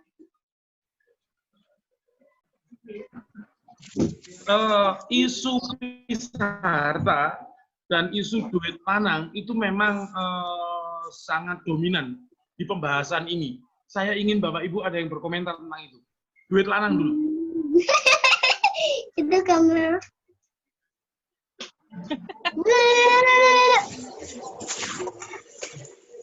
Pak Wisnu mau ngomong nggak berani kayaknya.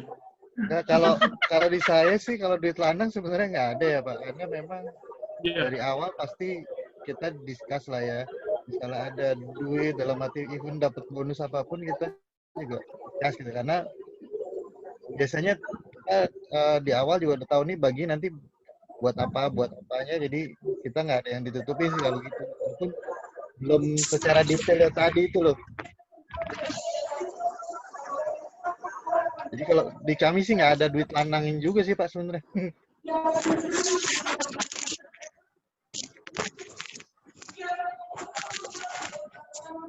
Duit lanang tuh apa sih, Pak? Uang sial. Uang laki-laki. Nah itu udah ngechat Pak. Dari chat, Pak. Ya?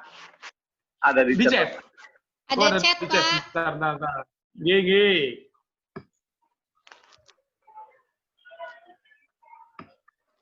Di chat ada yang naik.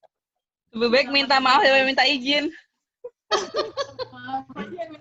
Ini kebanyakan Minta maaf. kebanyakan nonton ini nih Andre Tolani TV atau Denny Cagi ini. Kalau izin takut ditolak. Mbak Flo suka nolak ya? Juga ya. Dengan minta maaf daripada minta izin. Ini baca aja deh. Mana di chat nggak ada tuh? Ada Pak tuh. Nggak baru dia baru. Kok saya nggak bisa ambil ya? Jarwo, saya bacanya Pak. Ye. Menurut Pak Jarwo, bagaimana pandangan Bapak terkait lebih baik minta maaf daripada minta izin dalam hal pembelian sesuatu?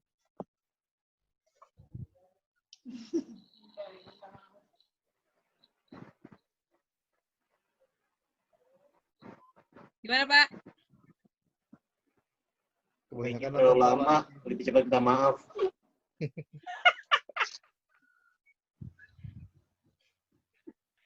Minta maaf udah sekali minta izin ya?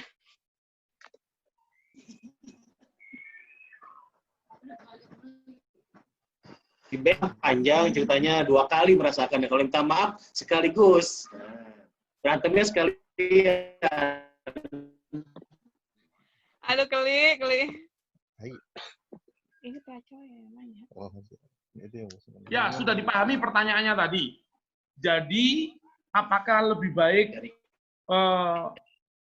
daripada berniat baik tapi mendapat penolakan, lebih baik berbuat dosa dulu lalu mengaku dosa, begitu kan? Ya. Jangan mencobai Tuhan Allahmu. Nah, kan dong, prinsip itu jelas nggak benar dalam pernikahan Kristen kan? Kita do the right thing at the first time. Lakukan yang benar pada langkah pertama. Bahwa kemudian langkah yang benar itu tidak mendapat respon yang seimbang, tentunya kita bisa mendapatkan penjelasan. Kenapa itu? Ketidaksiapan ditolaklah yang sering membuat orang jatuh dalam dosa. Egois berarti. Artinya apa yang dimintakan harus iya. Begitu kan seolah-olah kan ya? Padahal tidak atau iyanya pasangan itu punya pertimbangan sendiri. Saya tidak tahu apakah saya pernah cerita di kelas. Sekali waktu, pada waktu anak saya masih kecil, Mbak Wisnu siap ditolak ya. Pada waktu anak saya masih kecil, Bu Linda lagi menyusui, ngadep ke tembok itu. Saya kedatangan satpam perusahaan, mau pinjam duit.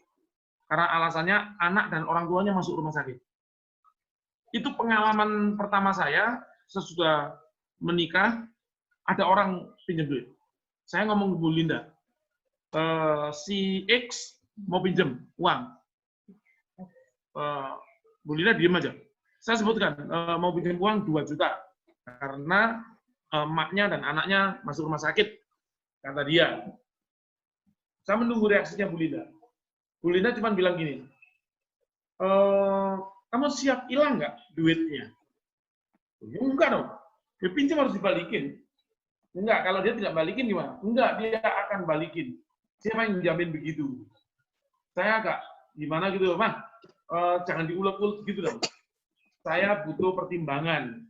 Baiknya dipinjemin atau klik. Saya maunya pokoknya Bu Linda jawab pinjemin gitu kan? Iya. Ternyata Bu Linda ngomong gini.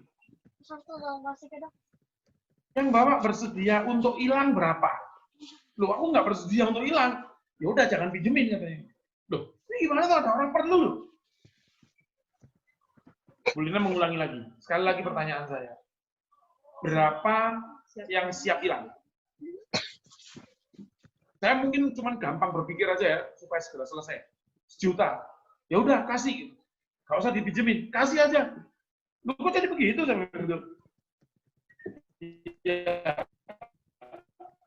Kalau minjemin orang, kok pasti menanti berharap dia balikin.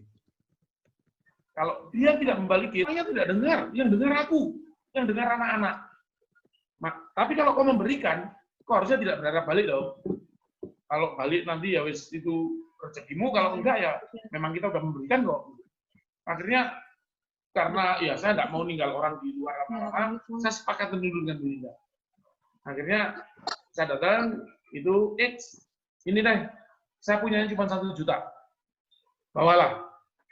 Saya nggak ngomong kapan balikin, nggak. Bawalah. Mudah-mudahan kau bisa dapat tambahan dari tempat lain. Ya dia bilang terima kasih. Selesai. Ya ternyata masalahnya hanya sampai seperti itu ya gitu. Lalu pas dia pulang saya ngomong sama Bu Linda, kenapa kok begitu? Bu Linda rupanya mengingat cerita saya bahwa di masa muda ketika saya belum menikah, duit saya banyak hilang dipinjamkan. Ya tadinya baik, tadinya rela, lama-lama kesel juga gitu. Nah, sejak saat itu, setiap ada proses, ini yang saya lakukan. Confirm. Saya melanjutkan tadi ya. Saya melanjutkan. Pak Yulia. Saya melanjutkan pertanyaan yang tadi dulu, yang soal daripada apa namanya, maksud baik ditolak, mending berdosa dulu lalu bertobat. Saya bilang itu nggak benar. Dan saya punya pengalaman itu yang saya ceritakan tadi. Kalau kita mempunyai kebiasaan melanggar dulu baru nanti minta ampun, kita tidak akan sejahtera. Sebelum pengampunan itu dapat, waktu menunggu pengampunan itu seperti dombanya begitu. Yeay. Kenapa?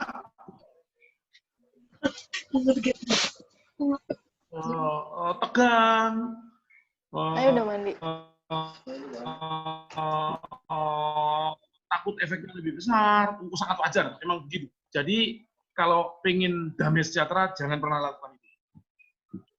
Cukup, siapa yang tadi tanya itu ya? Oke, sekarang saya jawab pertanyaan Mbak Yuli. Mbak Yuli yang nanya soal pengaruh COVID. Jadi banyak persinggungan. Ya, kalau itu yang kita bicarakan, sebetulnya kita bicara tentang fenomena. Hanya fenomena, gejala saja. Bahwa biasanya tidak banyak bersinggungan, sekarang menjadi banyak bersinggungan. Sehingga yang tadinya masalah-masalah nggak pernah meruncing, karena waktunya nggak ada, sebelum meruncing dia pergi gitu kan. Nah sekarang ini dengan berbareng begini, menjadi lebih banyak waktunya. Lebih banyak waktunya untuk terus meneruskan konflik, lebih banyak waktunya untuk menciptakan keruncingan itu, lebih banyak waktunya untuk menciptakan ketengkaran. Kan begitu? Itu hanya fenomena. Sebetulnya persoalan namanya sebenarnya bukan di banyaknya waktu bersinggungan. Persoalan utamanya adalah di dalam kebersamaan dulu, meskipun belum banyak waktu juga, mencoba berupaya untuk memahami pasangannya enggak? Mencoba untuk melakukan komunikasi enggak? Nah, untung saya bisa ngomong ini dengan mudah di sini sekarang, karena Bapak Ibu semua sudah mendapatkan dua materi itu. Knowing each other dan komunikasi di antar pasangan. Praktekkan itu. Harusnya itu yang mencegah meruncingnya konflik, bukan corona.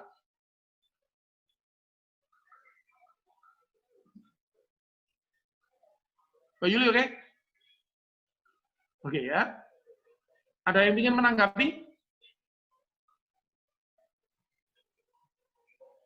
Jadi bukan karena corona itu terjadi, tetapi kon ora harusnya.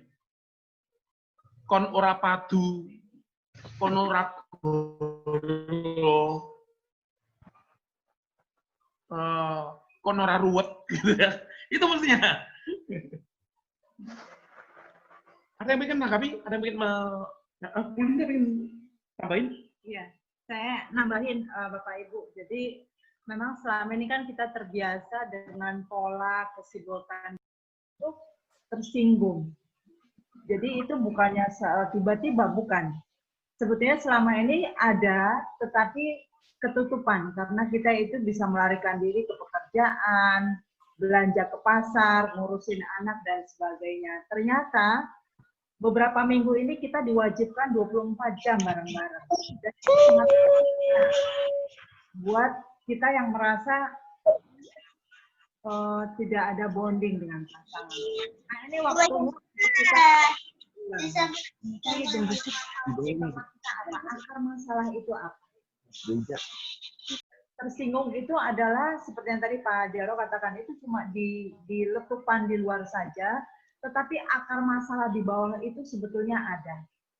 Bisa jadi kita merasa tidak puas dengan pelayanan pasangan kita. Bisa jadi kita merasa anak-anak kita terlalu mengganggu dan kita pengen asik sendiri. Selama ini kan begitu. Kita bisa melarikan diri dengan pekerjaan dan anak-anak itu urusan lain gitu. Nah, ketika kita memahami akar masalahnya, saya kepribadianku adalah orang yang sulit sekali. Sehingga dalam 24 jam ini kepribadianku yang sulit ini akhirnya diketahui oleh pasanganku. Nah, ini waktunya untuk kita melihat ulang apa sebetulnya akar masalah kita. Karena saya tahu nggak mudah untuk saya katakan, ayo bonding. Di satu sisi saya melihat bahwa ada banyak relasi yang dipulihkan. Tapi kalau kemudian kita lihat, oh di Cina banyak yang divorce, ya. Bisa dikatakan pemahaman orang-orang tertentu tentang pernikahan itu tidak sama dengan kita di GKJ. Mereka tidak memiliki satu pemahaman menjadi satu di dalam Kristus. Nah, ini yang menolong kita untuk menyikapi permasalahan secara baik dan benar. Jadi kalau mau bicara tentang evaluasi permasalahan, ya tanpa emosi kita duduk sambil kita tulis satu persatu, terus kita tuker-tukeran catatan itu, terus kita lihat bareng-bareng, oh ternyata aku nggak fokus sama dia. Aku fokus ke handphone dan oper-operan informasi tentang COVID, misalnya seperti itu. Dan pasanganku nggak suka ternyata. Misalnya seperti itu. Yuk, silakan. Ada lagi, Mas? Ada lagi di chat sudah muncul. Di chat ada yang nanya. Uang bersama itu saat kita single pun kita jadikan satu ya, Pak? Maksudnya apa ya? Dan yang menjadi manajer keuangannya apa harus dan yang paling banyak? Dari Mbak Niken nih. Uang bersama itu saat kita single pun kita jadikan satu ya, Pak. Saat single pun maksudnya apa ya? Belum nikah? Ya. Atau piye? Dana pribadi saat single gitu, Pak.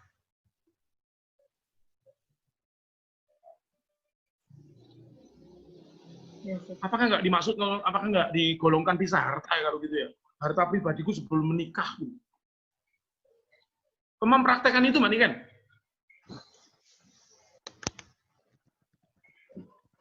Halo? Halo, Pak. Ya. Kan waktu masih single kan ada dana masing-masing. Ya. Nah, pas menikah itu dijadikan satu. Ya. Itu jumlahnya harus sama atau kamu punya berapa, saya punya berapa gitu kan? Makanya itu yang harus dibicarakan dari awal. Dua single yang bertemu belum tentu punya modal yang sama. Sangat bisa jadi yang satu punya modal, yang satu enggak. Tapi apakah nggak ada modal atau modalnya nggak sama, lalu kita nggak jadi bersatu? Kan tidak. Dasar persatuan itu kan bukan itu. Begitu kita bersatu, melebur, punyamu adalah punyaku, punyaku adalah punyamu. Begitu sih, harusnya ya. Terus masuk yang pertanyaan kedua, Pak. Dan yang menjadi manajer keuangan apa harus dana yang paling banyak? Enggak dong. Artinya pada waktu melebur kan sudah nggak ada lagi yang punya banyak. Kalian suami istri masuknya hukum suami istri.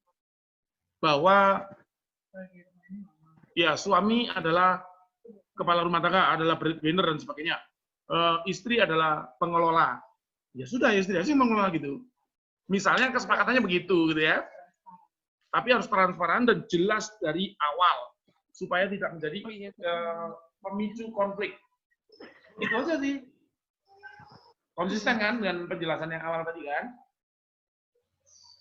Begitu Mbak Niken? Oke, Pak. Terima kasih. Ada yang lain? Makasih, Pak. Oke. Tapi Pak, apakah salah kalau kan tadi dibilangnya, ini saya cuma bicara general karena kan memang biasanya kan wanita yang biasanya pegang keuangan ya. Iya. Tapi apakah salah kalau misalnya laki-laki yang pegang keuangan? Ya enggak, tergantung kesepakatan aja. Sweet, Ki, sweet. Seri mulu. Tergantung kesepakatan ya, komunikasi. Iya. Mbak Yuli, saya jawab pertanyaan tadi juga di WA. Saya selesaikan. Belum. Kadang, Silakan, Pak, kalau ada yang mau nanya. Bu, kadang kan Ya. dalam perjalanan itu udah terjadi nih kesepakatan. Habis itu bisa nggak itu juga merupakan trial and error? Ternyata wah suami nggak bisa handle, saya ambil alih gitu. Bisa juga kan begitu? Atau sebaliknya? Oh iya. Artinya kita bicara kalau dari hari ini, dari sore ini, ya Bu.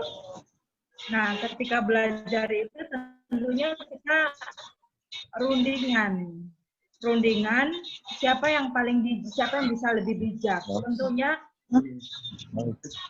Tentunya ketika sudah ada komunikasi, harapannya saling mengisi. Kenapa sih banyak ibu-ibu atau istri yang menjadi manajer keuangan?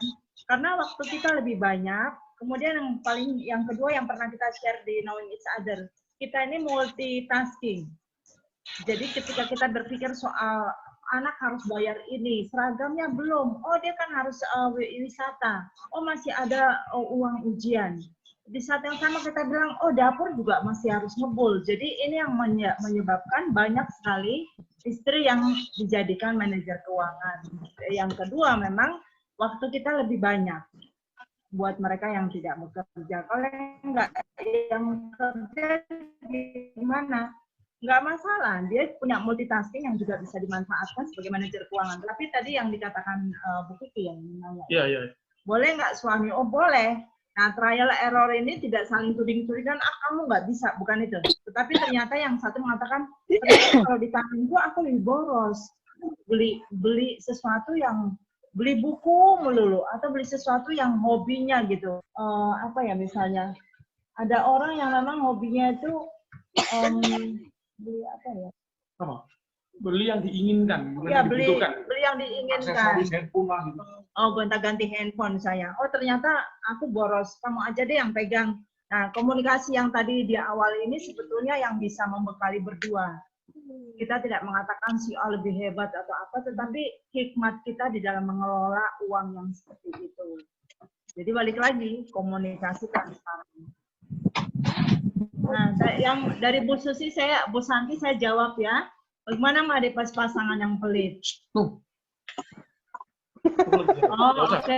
Nggak usah, itu privat nih. Nggak usah, lanjut. Nggak Santi. Penasaran gimana ya? Pertanyaan, Pak. General, Pak. Kenceng kali itu, bukan pelit. Kenceng. Ya. Abaikan. Bu Linda salah ngomong. Oke, lanjut.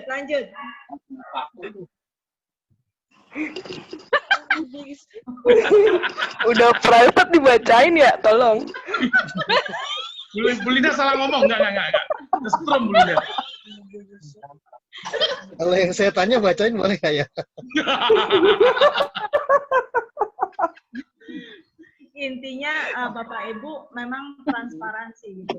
Karena memang bisa dikatakan bicara soal keuangan ini sensitif sekali.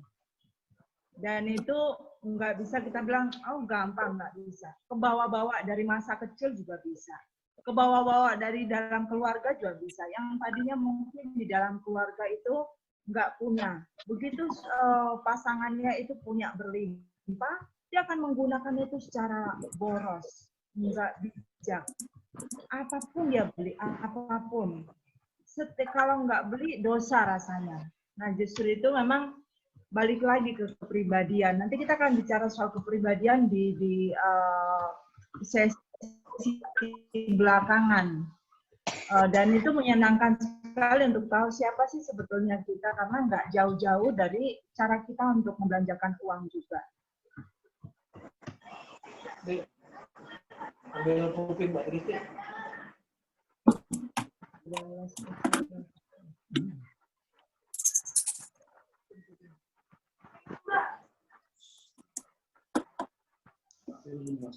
Nah, gimana dengan ini, Bapak Ibu, yang tadi sempat kita bicarakan? Uang itu menuntut kita untuk memiliki prioritas. Artinya di dalam keluarga Batak maupun Jawa, itu kadang-kadang kita suka kesleo bahwa ini adalah keluarga orang tua saya. Jadi, pasangan saya nggak perlu tahu, saya mau bantu papa mama, bisa seperti itu, ya Bapak Ibu.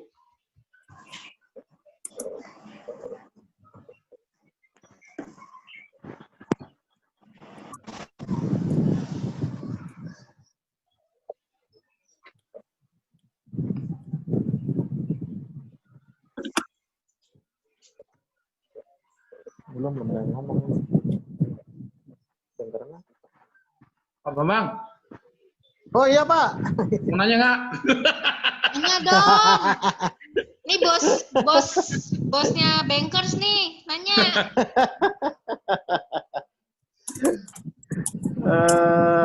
Bingung sih Pak. Masalahnya setiap keluarga itu mempunyai keunikan dalam hal keuangan. Ya.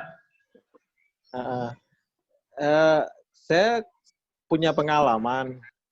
Coba pernah ikut suatu kayak kursus gitulah mengelola keuangan keluarga gitu kan. Iya. Wah, seru tuh Pak. Jadi ada untuk sekolah anak nanti 10 tahun ke depan segala macam dipersiapkan. Tapi yang terjadi misalnya SMA sudah menyiapkan dana sekian untuk bayar sekolah gitu kan. SMP sekian, asuransi sekian gitu kan. Yang terjadi adalah SD gratis, SMP gratis, SMA gratis. Ternyata seperti itu. Dan itu apa masalah? Bang, iya. Apa itu masalah? Yang masalah adalah kalau kita menganggap SD, SMP, SMA gratis, ternyata tiba-tiba bayar itu. Bayar ya. Nah, gini Pak, ternyata kebutuhan kita kalau kita rinci, 1 bulan kita rinci, besar sekali kebutuhan kita itu. Ya. Jadi akhirnya, wah ini kita bisa nabung berapa ini kalau kebutuhan segini gede tiap bulan. Terus akhirnya ya ala apa ya? Ala tradisional aja gitu ya. Simpan, kita butuh kita keluarkan, kalau enggak ya kita simpan, kita butuh tanpa perencanaan. Oh iya, tanpa itu pemahamannya itu tanpa perencanaan berarti.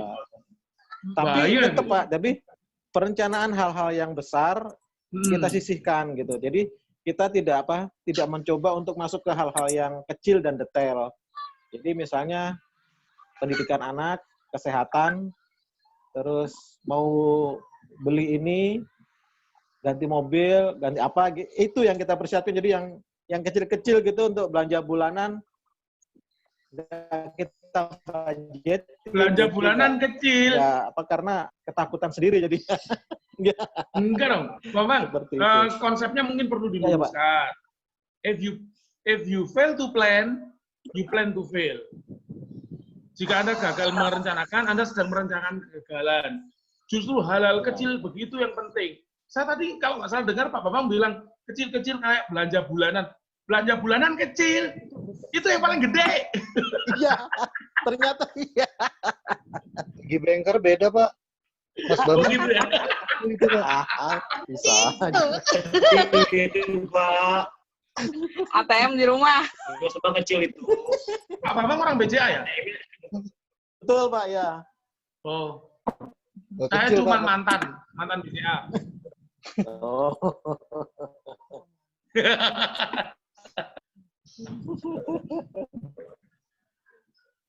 Jangan kebalik Pak Bambang. Tapi intinya gitu Dibetulin konsepnya tuh. kalau Bu, iya enggak, maksudnya gini, bulanan itu kami cuma menganggarkan maksimal gitu kan, karena yang pegang kartu kredit kan saya gitu kan. Jadi kalau belanja bulanan ada limit gitu aja sih. Jadi saya masih limit sekian gitu. Jadi nggak boleh dari rel itu aja. Jadi tapi untuk detailnya misalnya belanja bulanan satu hari sekian itu enggak sih. Jadi satu bulan kelihatan dari jumlah belanja yang di kartu kredit saya gitu aja sih. Di luar belanja harian. Betul. Nah, gini maksudnya. Sebelahnya kerasa tertekan gitu lihat.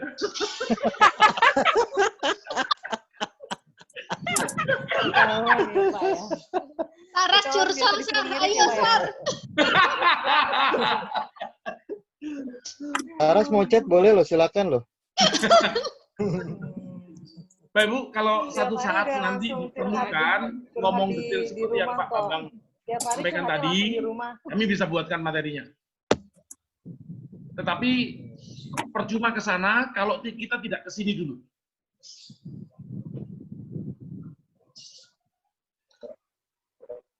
Iya. Ngaten nggih, Mas Bambang? Nggih. Yang lain ada lagi? Mas Ari, ayo. Kok dikongkon? Ambil kerja ini. Kerjaan SK. Belakang rumah. CK. Ari. Jangan colek butet aja, colek butet. Betul lagi ini. Hadapin orang-orang yang parno gara-gara wabah ini gimana ya? Kenapa Mas? Banyak orang kan parno gara-gara wabah ini. Ya. Kita ada yang dikucilkan lah, difitnah lah sama lingkungan, padahal mah belum tentu benar. Ada juga yang misalnya mungkin benar dia terpapar, tapi terus ngeyel bahwa dia tidak terpapar. Nah, gitu gimana kita hadapinya? Saya tuh menggambarkan prinsip begini. Apa yang tidak membunuhmu, menguatkanmu. Omongan orang-orang yang seperti itu membunuh kita. Ya lama-lama menyakiti Pak. Omongan orang yang seperti itu tidak akan pernah membunuh kita kecuali kita mengizinkannya. Pegang itu. Sehingga hukum yang pertama tadi tetap berlaku. Apa yang tidak membunuh kita itu akan menguatkan kita. Nah, soal perasaan dikucilkan dan sebagainya, mari kita coba menimbang antara manfaat dan mudaratnya. Itu aja. Kalau kita tidak mau karantina begini, mari ke pasar-pasar, naik MRT, ikut charity shop gitu, pulang-pulang terkena COVID gitu. Boleh perkara.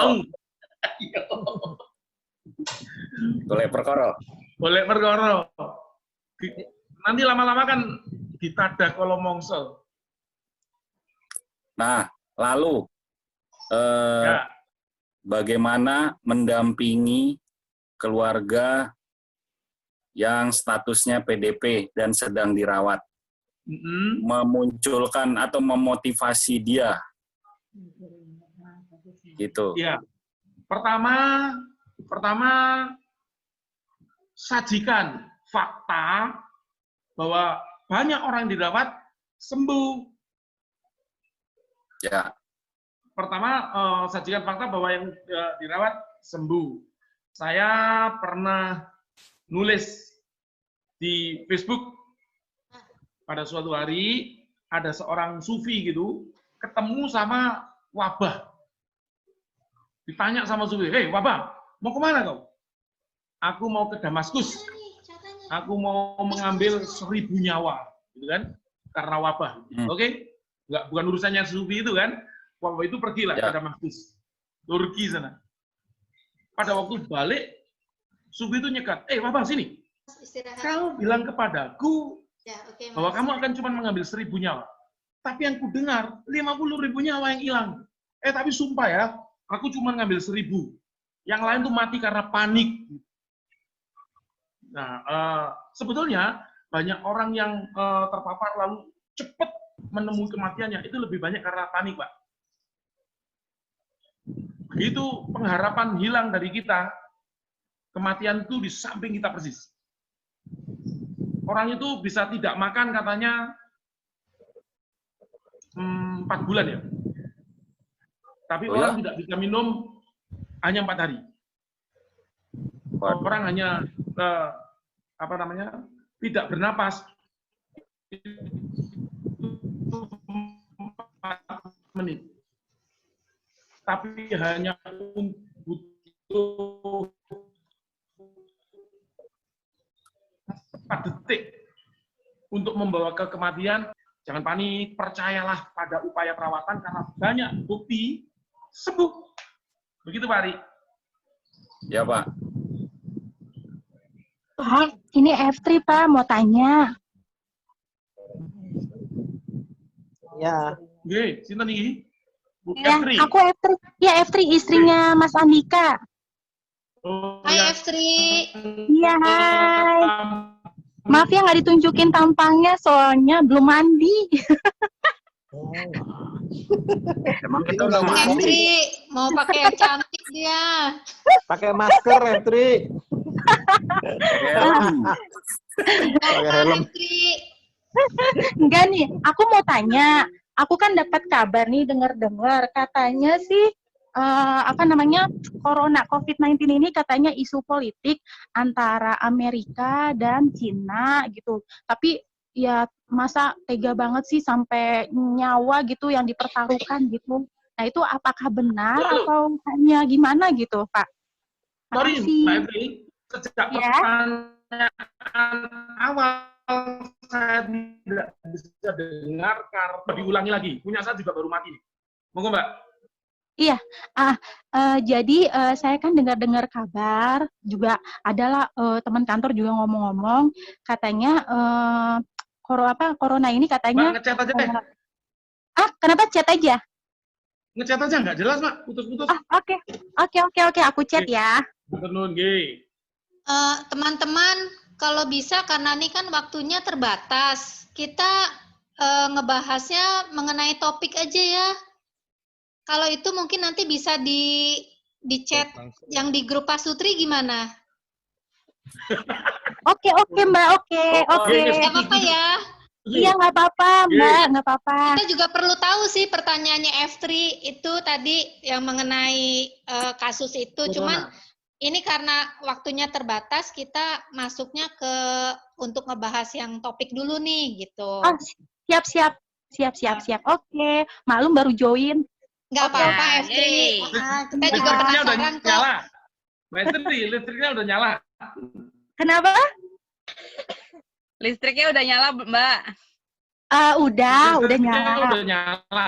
Tapi kan udah nyala. Ternyata itu apa putus screennya putus. Jadi lagi dibetulin.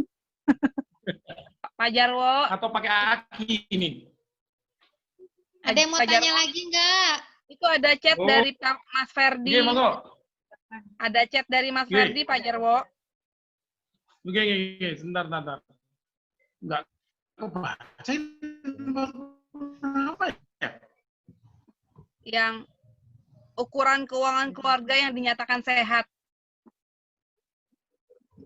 Oh ya, ukuran keuangan keluarga yang dikatakan sehat.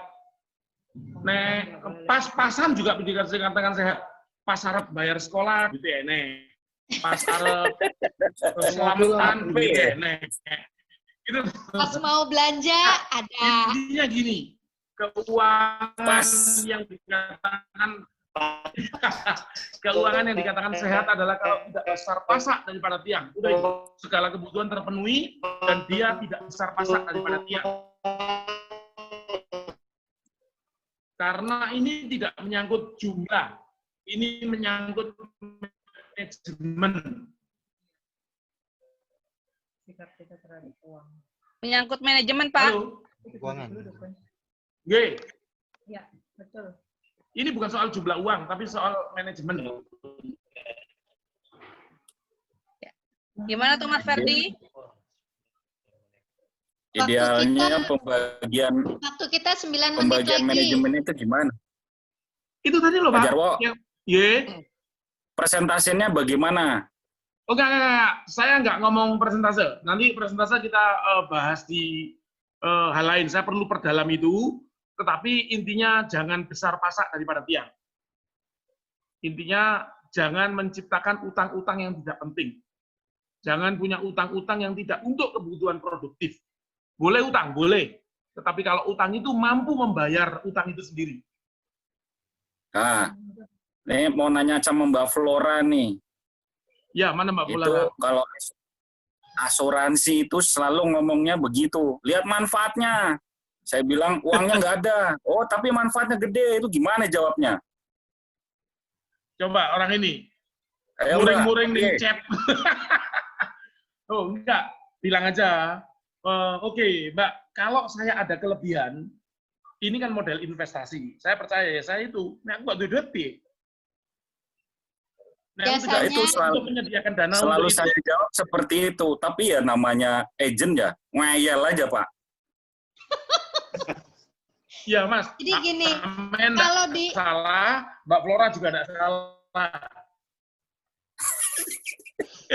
Kalau dilihat, kalau aku begini, Ri, kalau kita ngelihat jumlah awal nih, harus setor sebulan 1 juta, itu berat.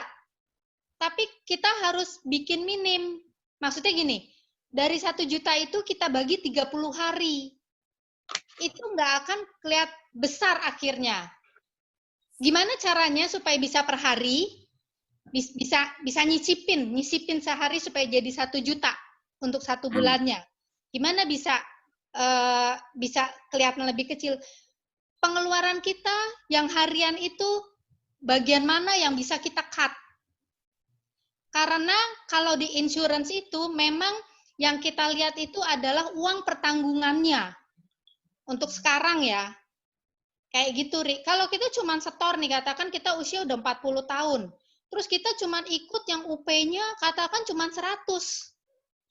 Itu boleh dibilang itu kerja keras banget kitanya gitu loh. Tapi kalau kita usia 40, kita ambil UP yang katakan 500 dengan setoran misalnya harus 1 juta, itu pasti kita bisa kok harian mana yang kita potong per harinya. Misalnya tadinya belanja harian 50.000 gitu. Kita kurangin lah jadi katakan cuma 35 atau 30, itu sebenarnya bisa. Cuman orang kita itu suka nggak mau nyesuain ikat pinggangnya aja gitu. Oh. Dicoba sih sebenarnya. Pasti bisa gitu. Kalau ngelihat langsung sebulan 1 juta memang berat, tapi kalau ngelihatnya langsung per hari dari 1 juta dibagi 30 gitu. Nah, itu lebih gampang begitu supaya bisa dapat UP yang besar.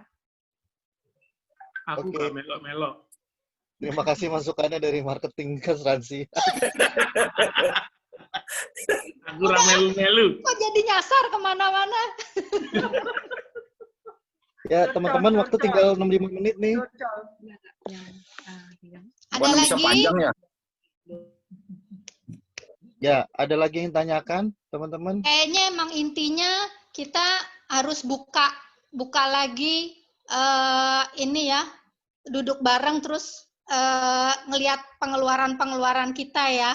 Betul. Terus ngejas lagi semuanya yang tadinya masih masing-masing itu kita satuin lagi. Ini buku tabungan dibuka dijejer-jejer gitu kali ya, Pak?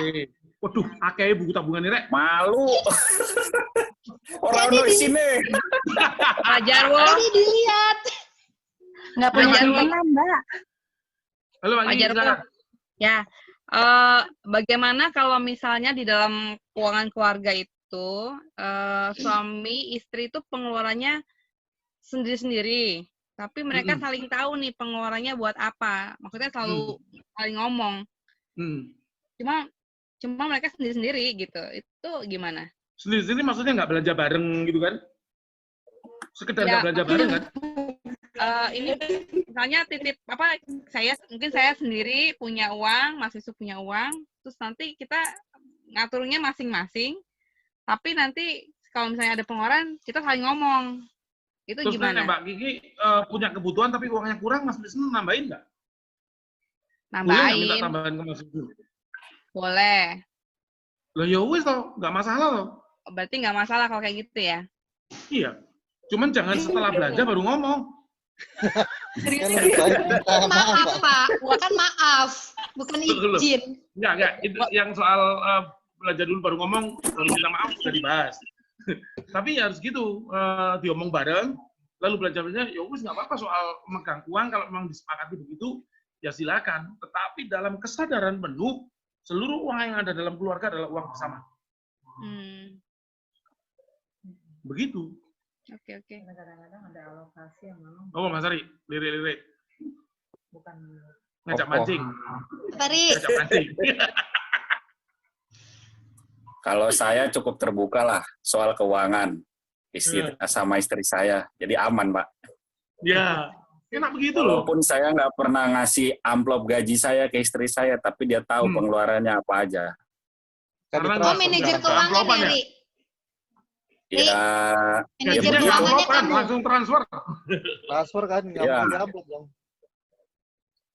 Ya, di amplop kan ketahuan isinya tuh. Ya. Nah, tapi kalau saya kasih ATM-nya, ya saya minta lagi orang apa-apa aku yang bayar. Ya.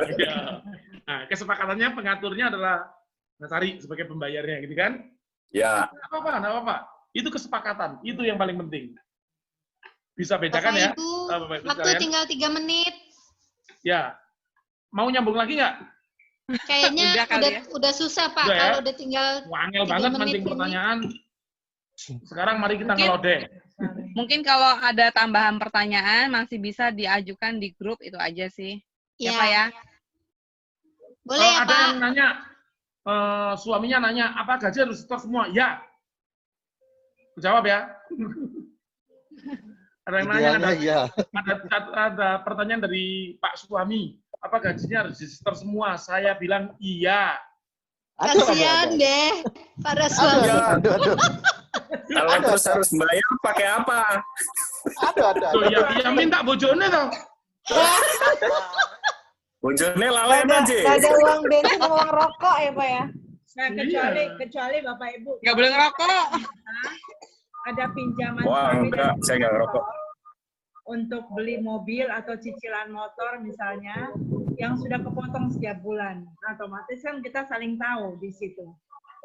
Bahwa memang dari gaji yang disetor oleh suami atau diberikan suami, itu ternyata bisa berkurang karena memang untuk cicilan. Saya pengen ngasih sharing saja. Pak, jangan sharing, udah tinggal 1 menit. Iya, yang saya katakan di awal, kami punya joint account. Jadi bukan berarti suami nggak boleh menggunakan itu. Tetapi pada akhirnya ada 2 rekening yang bisa kita pegang bareng, suami bisa pegang yang satu itu, dan kita tahu sama tahu berapa jumlahnya untuk apa biayanya.